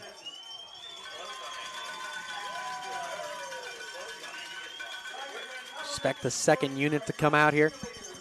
Bo was not playing defense on this last drive. However, we do see him out there, helmet off, dapping up a few of his guys. But, I mean, hey, that doesn't even mean he's coming out to play offense. That's just the type of leader he is. We've seen it on the football field. We saw it on the court as well last season. It's just something about that senior leadership. Hey, and he did it as a junior last year. Just an extra year under his belt, honestly. He's been the captain of this football team since he put the pants on.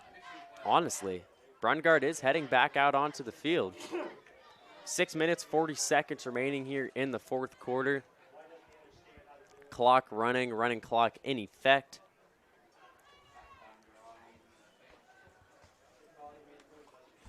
Fully expect just a good old turn and give here. Up by 35, you know, not saying that Norwayne's going to try and do anything dirty here, but you just want to try and protect your guy, especially when it's Bo. Turn and give here on first down. Colton Gebhardt now in for the Tigers on the carry. Gebhardt, 5'7" senior. I want to say it was Gebhardt last week. I think it was fourth down and a little bit to go, but they just kept the offense out there. They were in Western Reserve territory. It was a turn and give, broke one out, and was tackled at the 1 yard line. I believe it was Gebhardt. This being the last home game for the seniors on this field at Springfield, so trying to get them all some playing time. Right, it's going to be neutral sites from here on out. The old grass advantage is going to be going away. Yeah. 5:25 now remaining in the fourth quarter. 2nd and 5 Tigers from their own 19-yard line. Brungard going to turn and give to Gebhardt. It's going to be taken down by number 24, Jay Hansey. Mike, what do you got down there? We got you up here in the booth. Yeah, that was what I was just about to say. You know, you guys mentioned the Norwayne seniors. Think about the Springfield seniors. This is their final game on their home turf. So they've done it in style, convincingly, and last year, like you guys said, a thrilling finish, and this year, just an absolute blowout against Norwayne. Right, and what a way to go out. I mean, putting on the performance that they have, of course, job still not finished. They definitely want more. Another handoff to Gebhardt. That one going nowhere. He's driven back. That was a late whistle, to say the least, man. They got him marked all the way back there, and, you know, I kind of feel like forward progress had to have been established well before that. A loss of, what, 5 yards? We'll take it back down to Mike. Mike, so looks like LeBray is going to come out on top of Brookfield tonight. Both the Tigers and the Vikings in this Division 6 Region 21. Still a week to go, but looking forward, you've seen both these teams play this year. Just talk a little bit about what LeBray would bring to the table and what Springfield would bring to the table. Well, what you have with LeBray, they bring that three-headed monster, and they can spread the ball around on offense. They're able,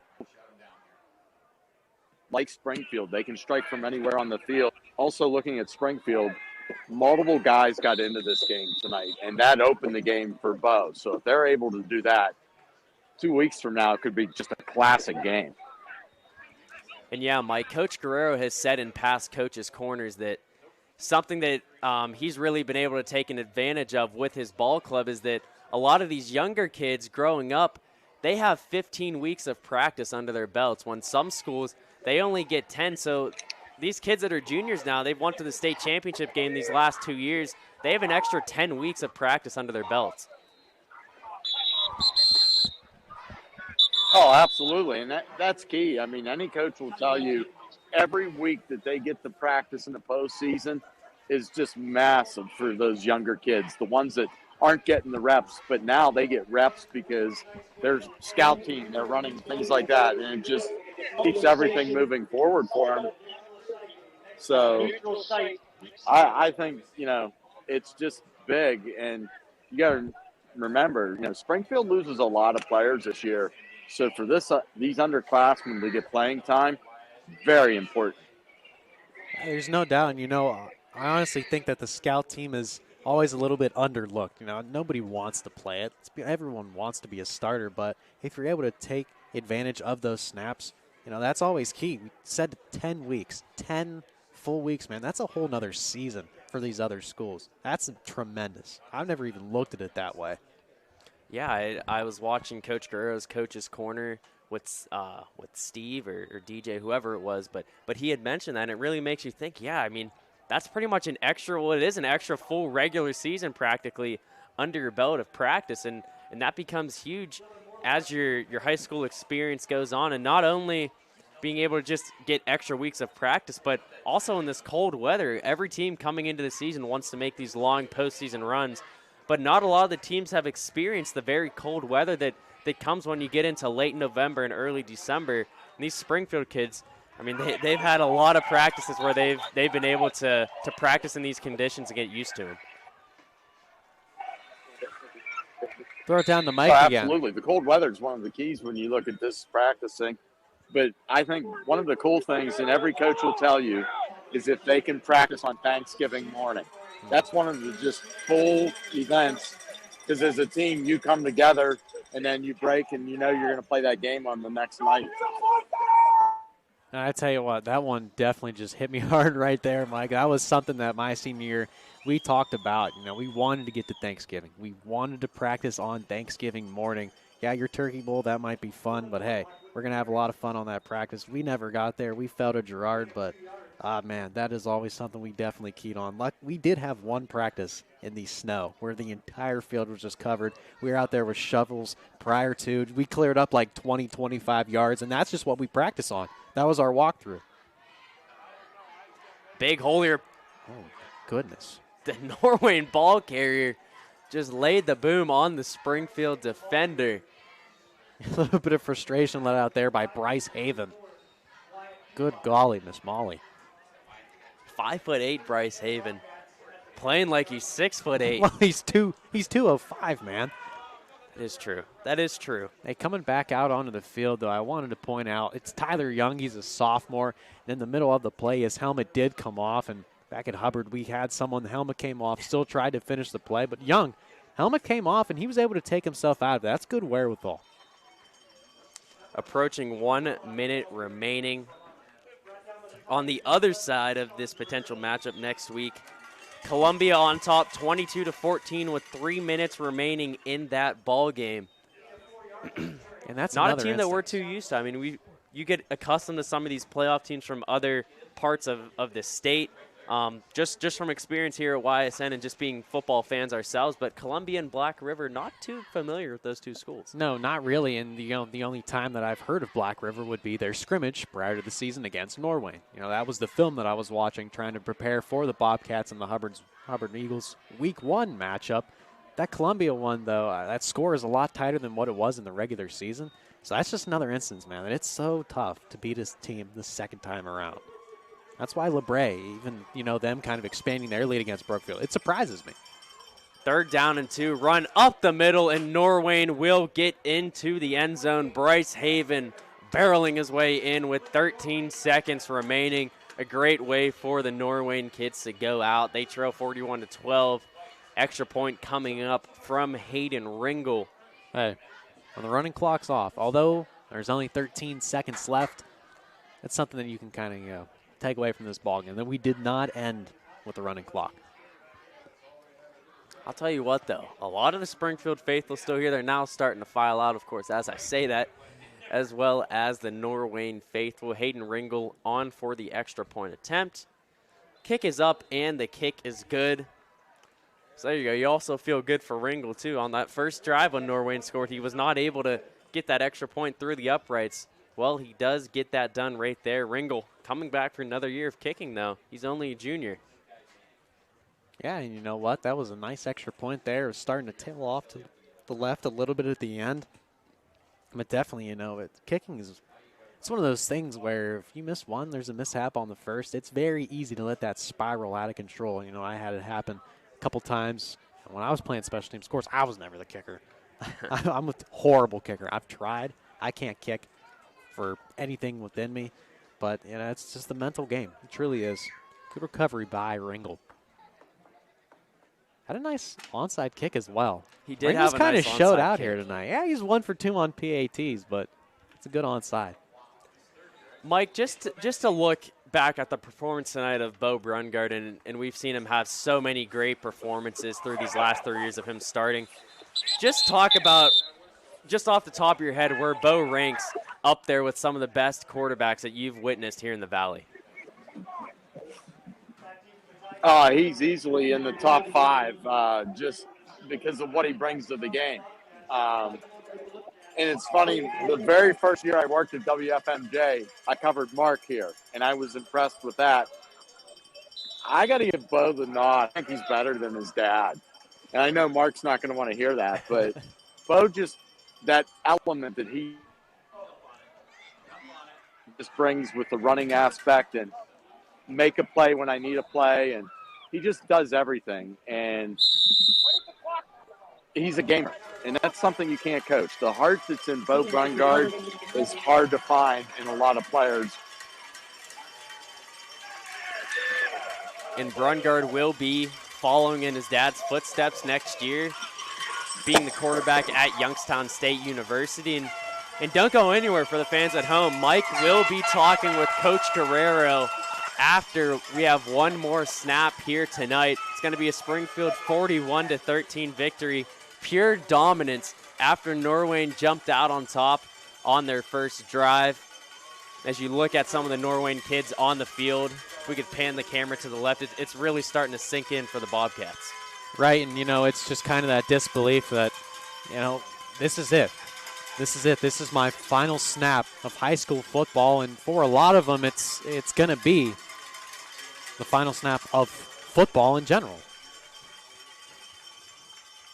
If we could go back down to Mike real quick one more time. Mike, we see a lot of very good athletes here in the Valley go to the next level and play at the collegiate level. How much more important is it to play in the playoffs for these kids that will not be playing at the next level, and they just get to cherish this during their football career?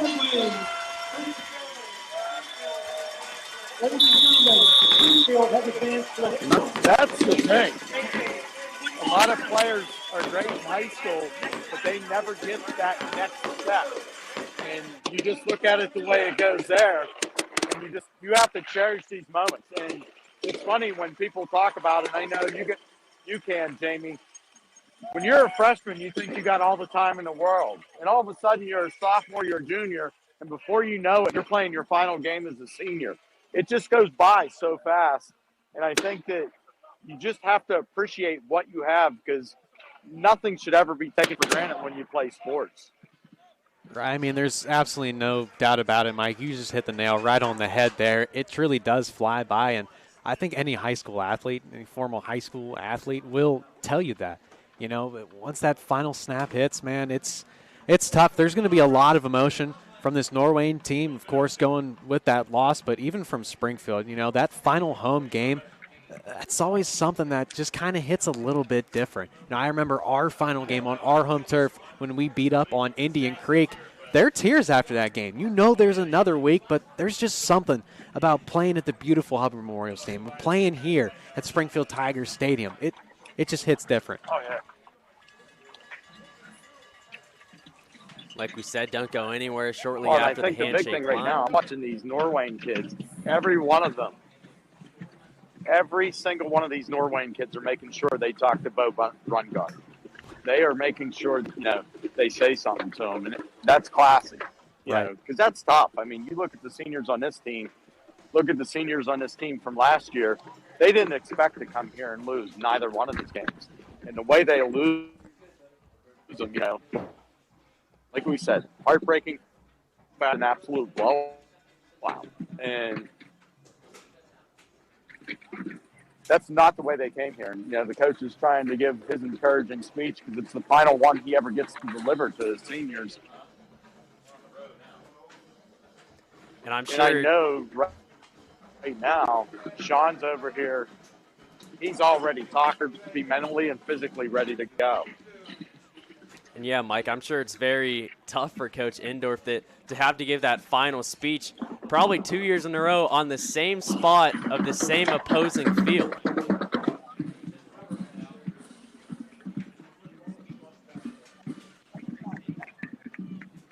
Oh, yeah, absolutely. He's giving that speech pretty much the same spot that they did last year. So we'll do that. We're going to grab Sean here real quick, and then we'll get Bo, and we'll do our post-game wrap-up real quick, and we'll go from there. But this is crazy. Here, we got Sean coming in. Sean, let's talk about the effort tonight. You got punched in the mouth early, but I think your guy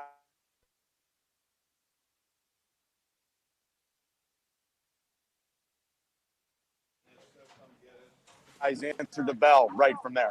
Oh, they responded, even though they took it much in the mouth. So right now, you know, we got a great senior group, great leadership on this team, and a great battle. I know between Norwayne, Adam does a great job with their team. They're very versatile. He has, just a lot of positive things. They're a well-coached team. Our kids responded, and to play a 4-quarter game like that, I'm just so proud of our kids and how they came out to play. I thought your defensive effort was absolutely outstanding tonight after that first drive. Well, and again, I always talk about, just doing the little things, and the kids don't have to do too much. Just whether it's controlling a gap or covering a man. You know what I mean? I couldn't say enough about our kids. I'm happy, and to have a home game like this in this atmosphere.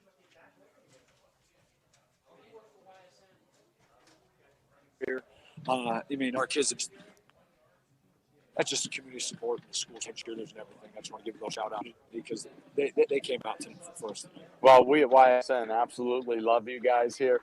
The big thing I want to talk about, too, is your offense. Bo was kind of stymied the first few drives, but it was the other guys on the team that I think got him going because they got some running plays, got some passing plays that opened the game for him. Well, and that's stuff that we work on too. You got to think.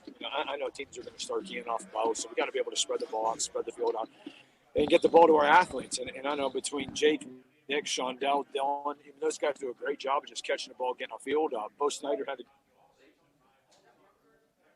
great game. Joe Sandine had a great game. So those guys, we got a lot of weapons. It's not Bo with, you know what I mean. Absolutely. Congratulations, and we're looking forward to next week's game with you. Me too, so. Thanks. Appreciate it. Beautifully said by Coach Guerrero. We're going to go over here. We'll grab Bo once he's done doing his interview. I tell you what, that's the man we need to hear from. Bo Brungard, that is man. The man we need to hear from. He's an absolute weapon. What a performance by him once again, and the final one on this home turf for him. Well, home grass for him. But wow. Once again, showing out. I know when you guys look at this, that final game for the seniors here, what a way to go out. Just a classic effort by this group, and they just did everything that they had to do to take care of business. We'll get a look over it. Norwayne right now as Coach Endorf looks like he just finished up with his talk, and you can see the emotion. The seniors dapping each other up, dapping up the lower classmen, and I've been in both shoes, of course. When I was a sophomore, that senior class that I was with, it was a guy who's actually now sisters with the guy that my brother, the girl that my brother married. So there was always a good relationship there. Yeah, he was phenomenal tonight, guys. With blocking these big guys. But I think we did a great job, and our wide receivers and our whole team worked hard. Getting a little insight on run the right stuff. On the other interview that Bo's I know, but yeah, man. We didn't make too many mistakes, and that's why the holes were open. It's tough to watch, you talked about it last night, Romo, that Hubbard Canfield, watching those Hubbard guys, dudes that we still know, that we went to high school with, and just how much emotion there was because, and it stinks losing. It stinks, but like Gary said, coming into the night, somebody had to lose. Now, all right, guys, I'm going to jump in here.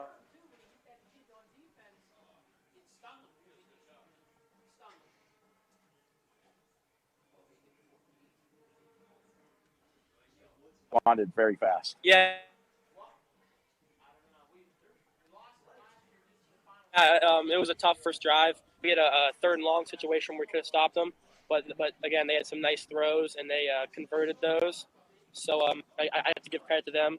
They did a great job in throwing the ball in that first drive, but we really didn't get down on ourselves or quit right there. We knew we had to keep it going, and it was all positivity on the sidelines. Just keep going and get it done, and that's what we did. Talk about the offense. Once you guys got into rhythm, things just seemed to go full gear. Yeah, it was a rough first drive.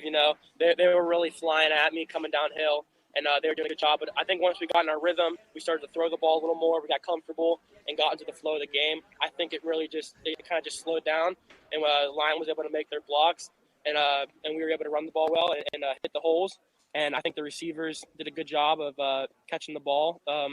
And on some third and long situations, it was really key that some of the catches we made. And I think that was key on third and long. And I think it was a great team effort. Your offensive line played tremendous. Your running backs were tremendous. Your wide receivers were tremendous. How much easier does it make it for you to play the game when they're doing what they can do? Yeah, it is. It's been tremendous. Past 3 years, I've been blessed with the best line I could ever ask for. And this year, it's the same thing. I got the best line anyone could ask for.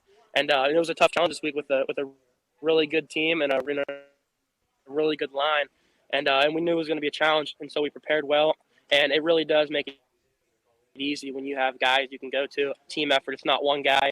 And that's what we did. We played as one team, and I can really rely on anyone. If I want to run the ball, I give it to a running back or throw the ball. It's whatever. But I've been so fortunate to have good teammates past couple years, and I couldn't have asked for a better group. Okay, you made me look bad in the second quarter. There's like 6 minutes, typical Springfield drive. They're going to march down the field, take their time. Because I think that was the backbone breaking play. Yeah, I said before it was a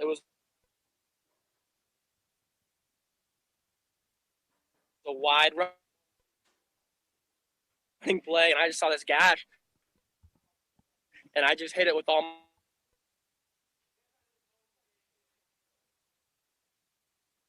my might. And I to cut back a couple times, make some guys miss, but my teammates did a great job. And a guy on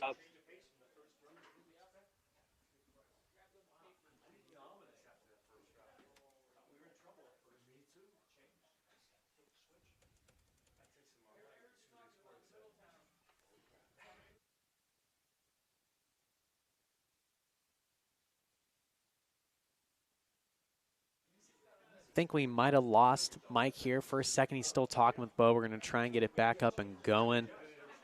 But, hey, I mean, talk about a kid that can talk, man. Bo, I know you've done some post-game interviews, and Bo's definitely been one of the best. Mike talking right now. We're going to try and get it fired back up here real quick.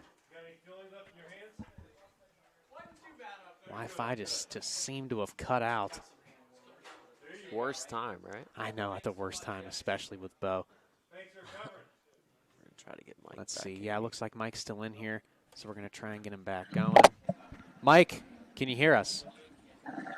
Yes, I can hear you.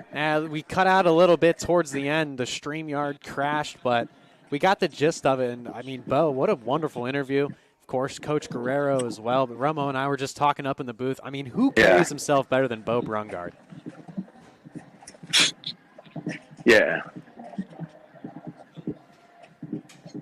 Yeah, just absolutely. I think the big thing, you just look at the way this game was played tonight, everything, just to have a crowd here. And if you guys remember last year when we were here, there was very few people here that got to see probably one of the best football games ever played in the Valley. And tonight, this was, just unbelievable. And, they walk off a field a winner here for these seniors. That's the way you want to send them off. And you feel for these Norwayne players. I mean, you can see they don't want to leave the field right now, but just a perfect night, and the season keeps going on for Springfield next week.